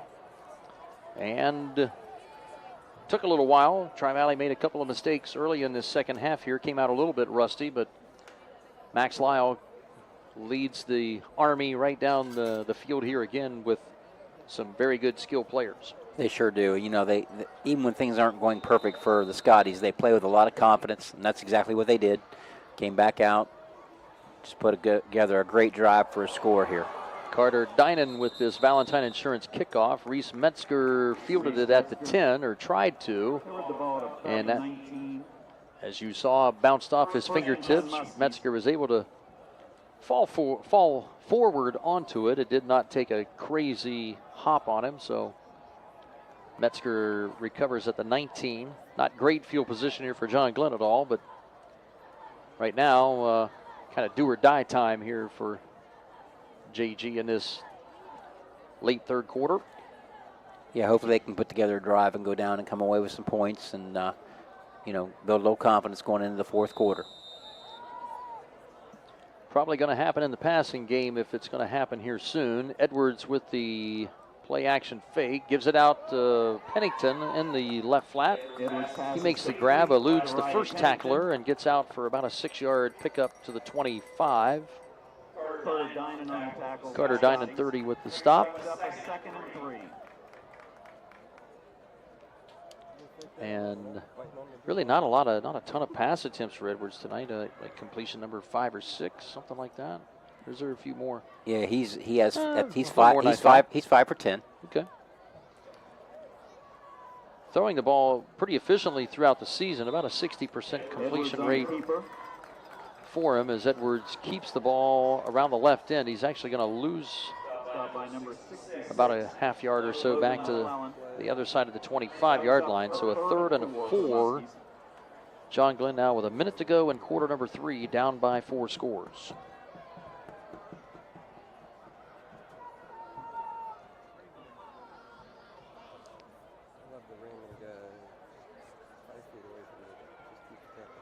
Let's see what Edwards and the Muskies will pull up here. Rock comes in motion around the backside right.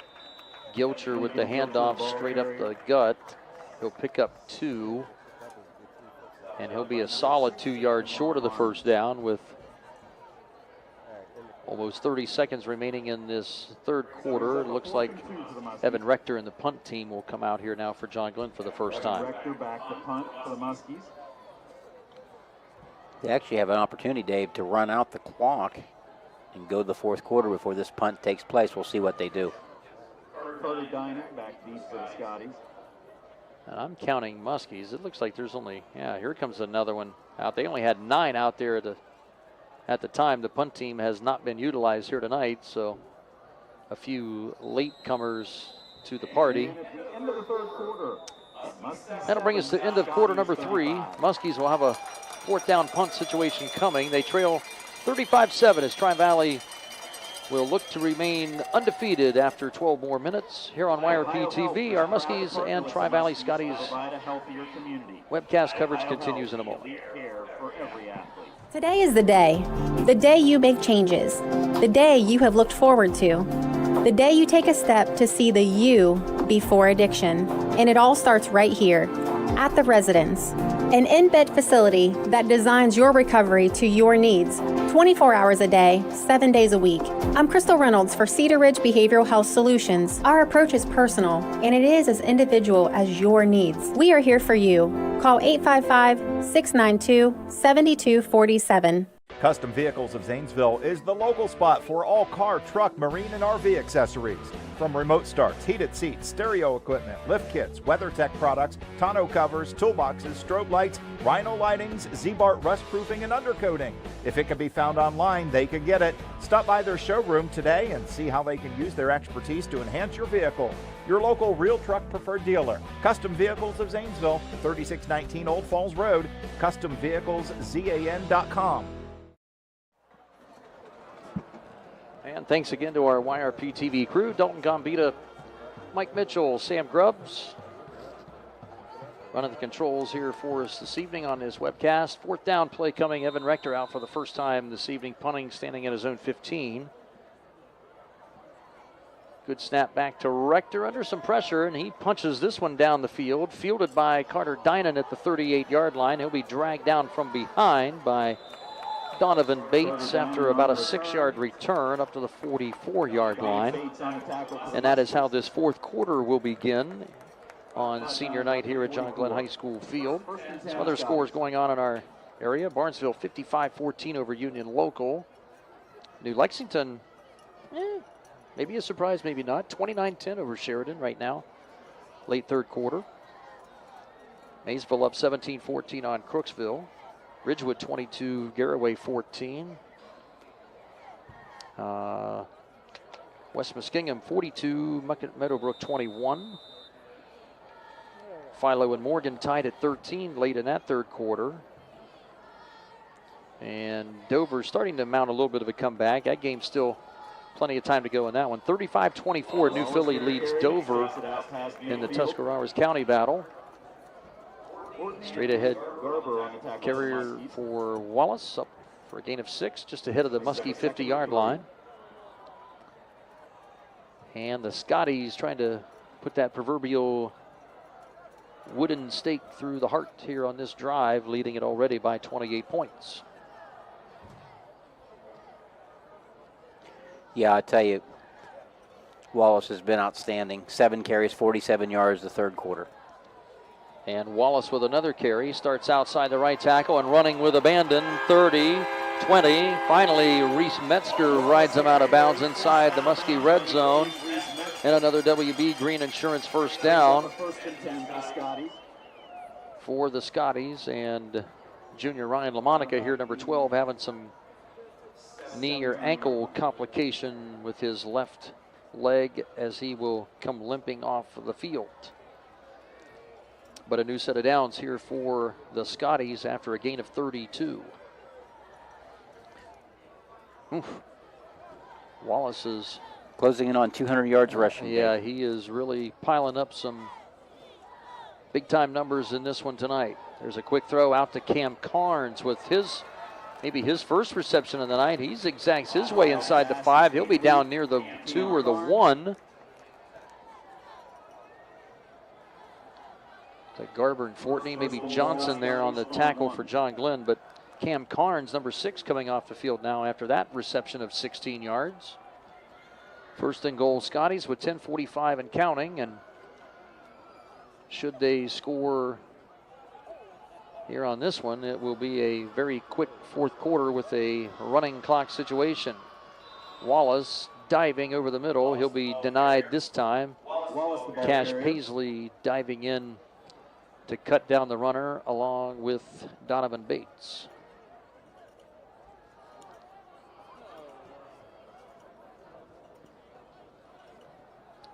Second and goal. Ball just outside, around the 2-yard line. Maybe a loss of a yard. One of the few times, if not the only time here for Wallace tonight.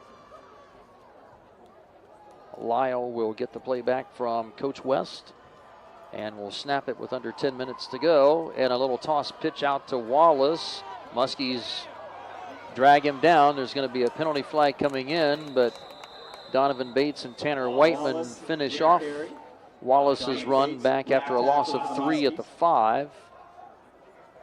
It's got to be either probably a hold or something against Tri-Valley. I don't know if there was. I don't think there was a face mask there. It's a penalty on John Glenn, a shot to the head.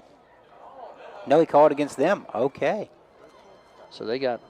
Is that a targeting call on Tri-Valley? I think it's. Is that what we saw? I thought he called hands to the face. I'm not sure.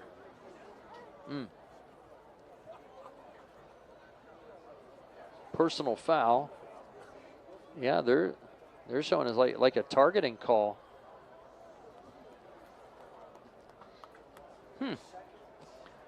So that's going to be 15 yards, and I think that'll be tacked on to the end of the play.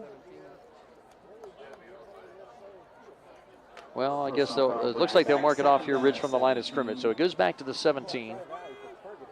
Second down and goal from the 17.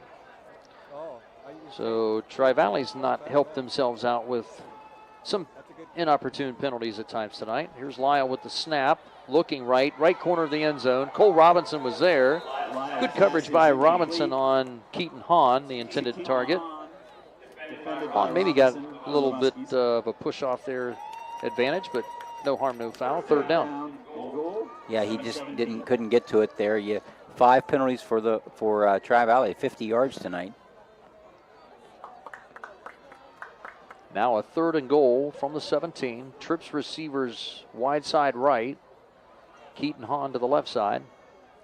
And we see Ryan LaMonica back in after limping off a few plays ago. So he's the middle man in that Trips receiver set with Heindel and Burkhart. Snap to Lyle, looking over the middle right. A low throw, but it's completed to Kate Heindel. And the 5'11 senior will get it to within the 6-yard line. A pickup of 11 on the quick slant. Tri-Valley's going to bring out the field goal team. And they will try to make it a 31-point game here nonetheless. So the left footer Carter Dinan will hold it for the lefty Bodie McCullough.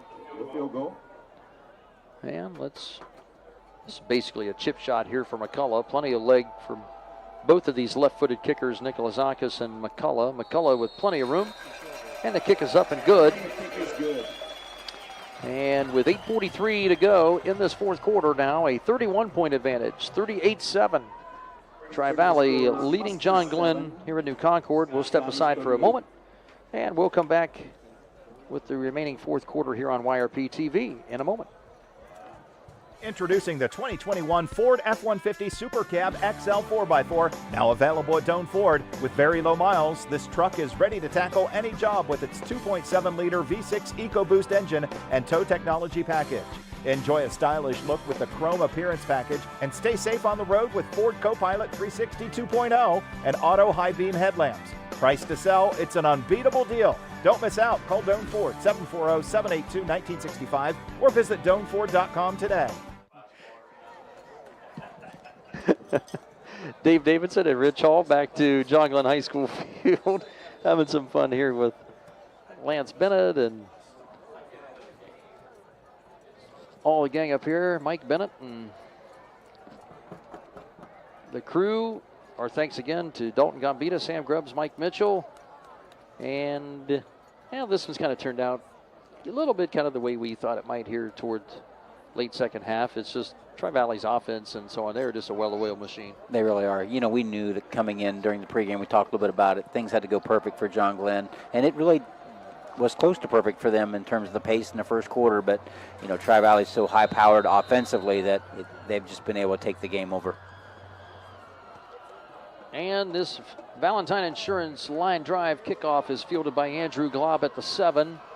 He'll come up the right side, and there's another major lawn dart thrown in yellow fashion. These officials, they must have stacked some lead or some titanium or something in these flags, because these things have been sailing all night long tonight. Glob stopped after a 21-yard return, but looks like it's going to pin the Muskies again back deep inside their own 20.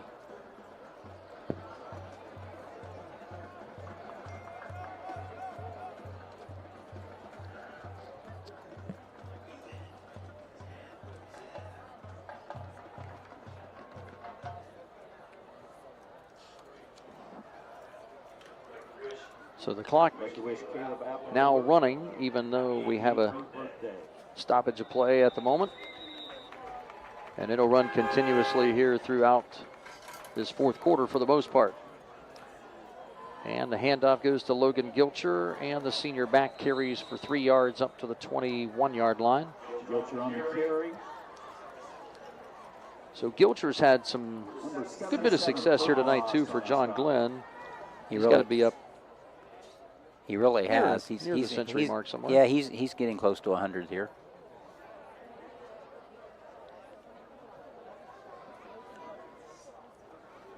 Andrew Glob, number 16, is in as an extra receiver here with Ryder Rock coming back behind the play in motion. They're going to toss a little option pitch out to the right side as Rock comes all the way from left slot receiver to sweep around the right side. Picks up pretty good yardage, about 4 or 5, just ahead of the 25-yard line. A third and a long 2 coming. Dave, to answer your question, Logan Gilcher unofficially 86 yards tonight. May get over 100 here before this one's over. He'll get it on the counter draw play here, and another big one. And the same play that's been successful all night. Gilcher gets out near midfield before he's bounced out of bounds.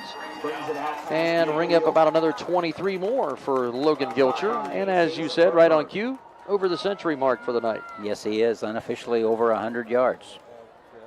First and 10 Muskies.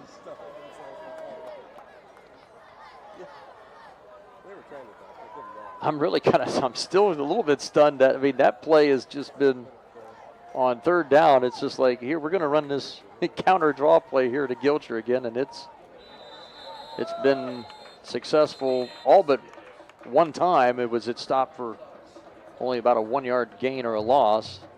Ryder Rock made the catch. His knee was down on the turf. However, that'll be a loss of a yard, even though it is a completion for Owen Edwards. I don't think we've seen the return of Ryder Pennington tonight, so hopefully he's okay. He was injured earlier there and hasn't been back. You're so right. Hopefully he's all right. Yep.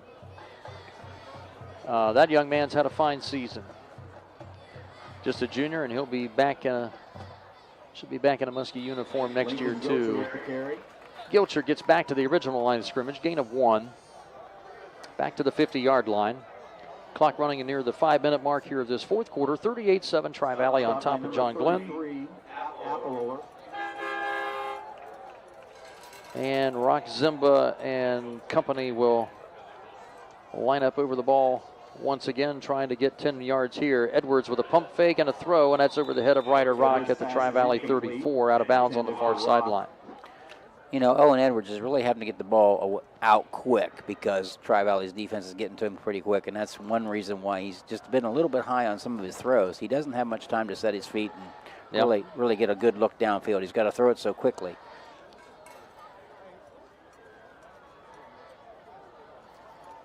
Not a lot of times. We haven't really seen him roll out and throw, although he's not all that comfortable about rolling left now with the wide side of the field being on the left side.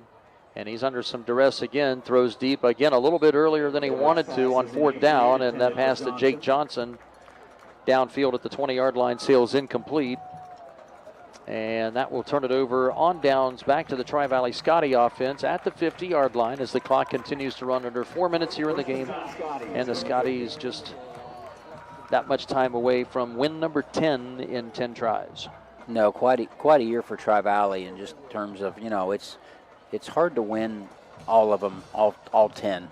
You're asking high school kids to be consistent every week, and Tri-Valley has done that and done it very, very well. That they have. All credit to Cam West. You know, it's kind of hard to remember now. You know, West has been now, you know, the head coach of this program now for several years now after Justin Buttermore left and went on to Granville. And really, I mean, when he took over, I mean, it was just, the beat just went on. There was really no seemingly, you know, lapse of chemistry at all between when that happened and Tri-Valley. More often than not, each year they just keep reloading. Yeah, they really do. They just continued on what Coach Buttermore had started, you know, like you said, off to Granville and ended up Arlington. So, but the tradition continues at Tri-Valley. Delay a game on the Scotties. This time they're going to run their second team offense out there. Carter Dinan will be running the controls. Nope. we'll fix that in a moment. Handoff goes straight ahead for a few yards up to the 49. Isaiah Doyle on the carry. And that is Isaiah Doyle, junior running back. Whiteman on the stop for the Muskies. Tanner Whiteman, big 64 nose tackle with the stop for John Glenn. New quarterback is Jackson Marshall, wearing number 35, a sophomore. Taking the snaps now for the Scotties.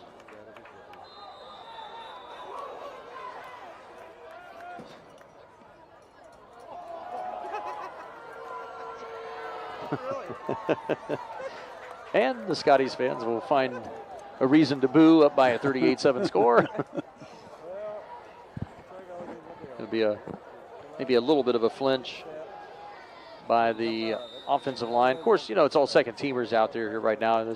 Things are not going to be completely smooth here for the Scotties bunch. Minute and a half to go. Probably just one or two more plays from scrimmage, I would say, at this point. And the Tri-Valley Scotties will resume on to week number 11, hosting a playoff game next week. Handoff goes again to the back. Doyle. Stop for no gain. Whiteman again, the senior defensive tackle, making one of his final football plays he'll make, and he'll come off the field right now. And fine season for that young man here too. That's really been the success that they have had on defenses. Really come from Tanner Whiteman. He gets a lot. He gets some pats here from the assistant coaches and the players on that far sideline. Earned our Guernsey Muskingum Co-op lineman of the game honors last week. And quarterback Marshall will take the snap back and take a knee for a 5-yard loss, and that will do it. So the Tri-Valley Scotties here, Rich Hall, will finish 10-0. They'll finish perfectly, 38-7. Here over John Glenn, the Muskies lone touchdown coming off a defensive score. Ryder Pennington, a 25-yard fumble return touchdown, but Max Lyle and Jaden Wallace back there in the backfield, an impressive two-headed monster for this Tri-Valley offense. Yeah, it really was. They just did a great job of, just running the offense, being calm, competitive, very poised. Tri-Valley has a really nice team, and we wish them well in the playoff hunt. And, if you're John Glenn, you're really not quite the year they wanted to have if you would talk to them beginning of the year, but lost some close games, and they'll rebound. John Glenn had made the playoffs 3 out of the last 4 years, so they have quite a tradition in a playoff history as well. Just didn't go quite the way they had hoped this year, but I'll tell you, they left it all on the field here tonight.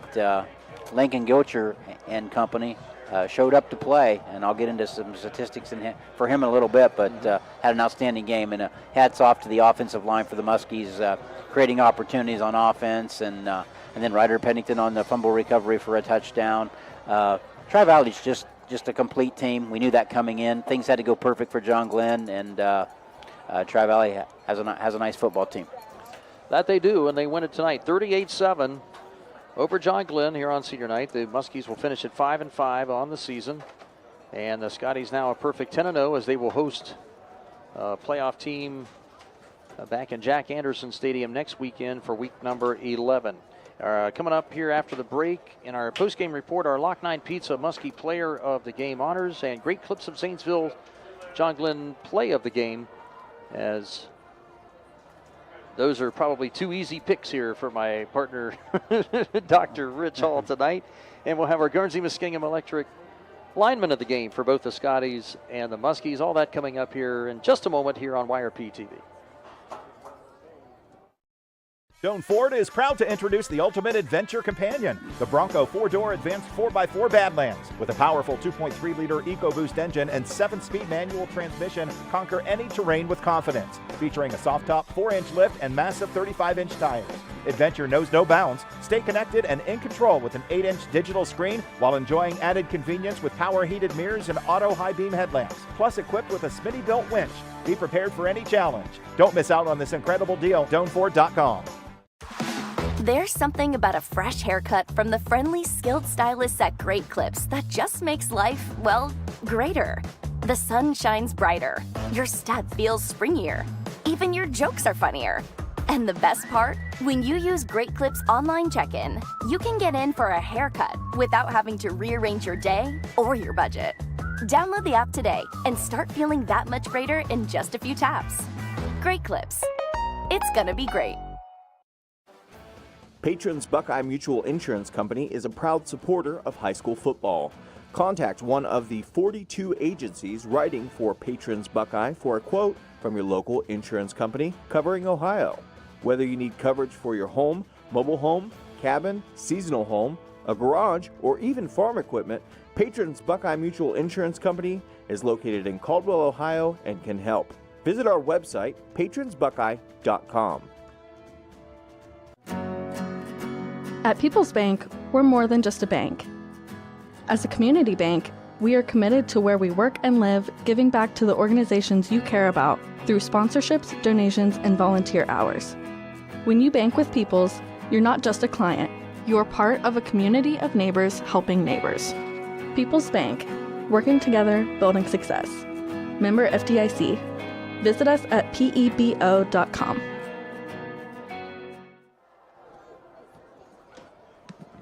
Welcome back to YRP TV and our postgame report. Dave Davidson, Rich Hall, and some other things here to take care of here. We'll get to Rich Hall's unofficial final stats here in a moment. Our Guernsey-Muskingum Electric Cooperative lineman of the game. First for John Glenn, our congrats to senior Rock Zimba, 5'9", 240-pound senior center for John Glenn, our Guernsey-Muskingum Electric lineman of the game this week. And on the Tri-Valley side, we're going to go with senior Joseph Baker, 6', 273-pound senior. Played offense and defense here tonight for for Tri-Valley. Joseph Baker, our Tri-Valley Guernsey-Muskingum Co-op lineman, power lineman of the game to be exact. And now, Rich Hall, this is the moment you've been waiting for, where we turn it over to you for your astute analysis. First on our Great Clips of Zanesville, great play of the game for John Glenn. Great play of the game for John Glenn. I think we have to go with Ryder Pennington on their fumble recovery for the score. We thought that might change the momentum of the game. Unfortunately for John Glenn, it did not, but it got him on the board. So congratulations to him. And again, injured during the game. Certainly hope he's okay. So that's our Great Clips, great play of the game for junior Ryder Pennington on the 25-yard fumble return touchdown, the only Muskie score of the night. And then we're going to put you on the spot one more time here, Rich. Lock 9 Pizza of Duncan Falls will give a free small one-item pizza to our Muskie player of the game recipient, and that is... I got to go with, if you're going to let me make this call, I got to go with Lincoln Gilcher here tonight. You know, closed out his senior career here, 19 carries, 109 yards, just did a phenomenal job. If I had him to go around, I'd give him to the offensive line, but I only have one. It's going to go to Lincoln Gilcher, just closing out an outstanding career. But again, that offensive line caused that to happen for along with his talent, obviously, but did a good job to free Lincoln Gilcher to come away with 19 carries, unofficially 109 yards for the Muskies. Great effort on Gilcher's part. One of the few bright spots really offensively tonight. The opening drive for John Glenn looked like it was going to be, a pretty promising night overall. They moved the ball well, that 50 to 60 yard range between the 20s. Stalled out there, and really it looked like that John Glenn was going to be able to have some success running and some short passing game and that stuff. And really Edwards, the passing game just never was able to get uncorked here a little bit. He was just some pressure in the backfield enough just to force a lot of quick throws about a second or two earlier than what he was ready to. Yeah, he was under duress most of the night. Put forth the best effort he could. Unofficially, four completions out of 11, 4 for 11, 53 yards. His longest completion of the night unofficially was to Lincoln Gilcher, a catch for 15 yards. Just simply couldn't get the offense going, and that had a lot to do with with Tri-Valley's defense. And we knew coming in that John Glenn was undersized in comparison to Tri-Valley in both the offense, defensive line. But, John Glenn gave it everything they had, and Tri-Valley is just the better team, and that happens in sports. Yep.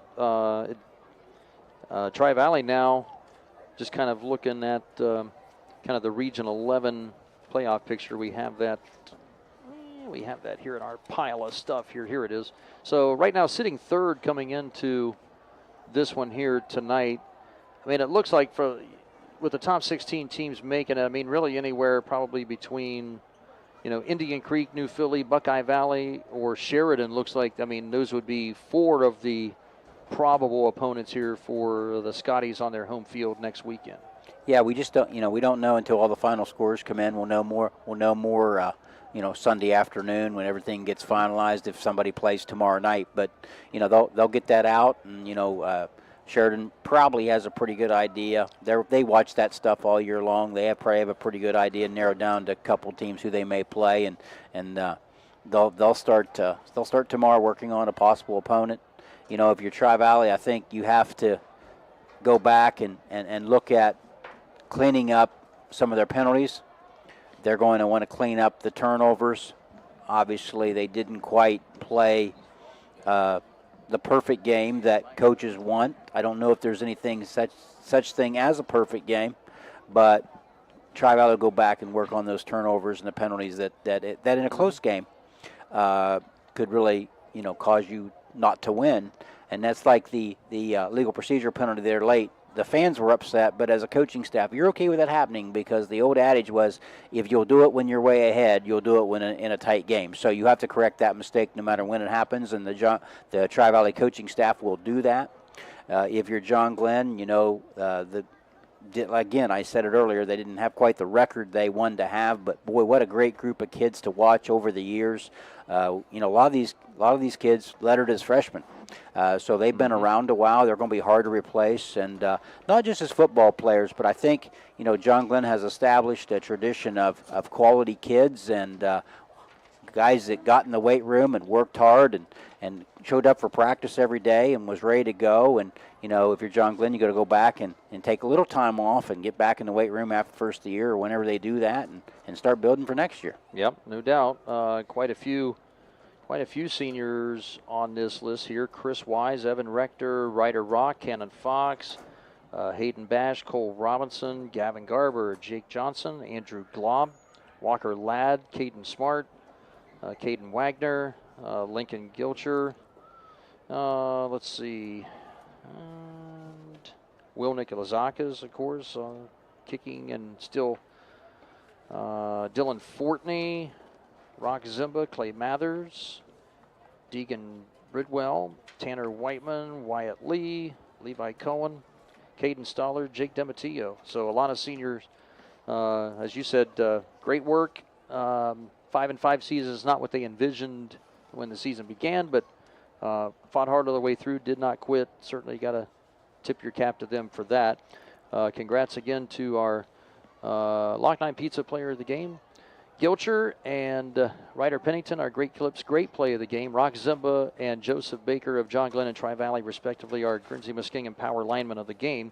Once again, we thank our YRP TV sponsors for tonight's webcast: Customs Vehicles of Zanesville, Patrons Buckeye Mutual, Cedar Ridge Behavioral Health Solutions, Allen Hunter State Farm, Stoney's RV Sales and Service, Valentine Insurance, Doan Ford, WB Green, West 40 Auto Sales, Shriver's Pharmacy, Great Clips of Zanesville, and People's Bank.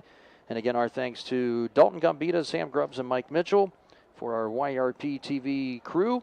Rich Hall and Dave Davidson saying goodnight from New Concord. Final score again, Tri-Valley 38 and the Muskies 7.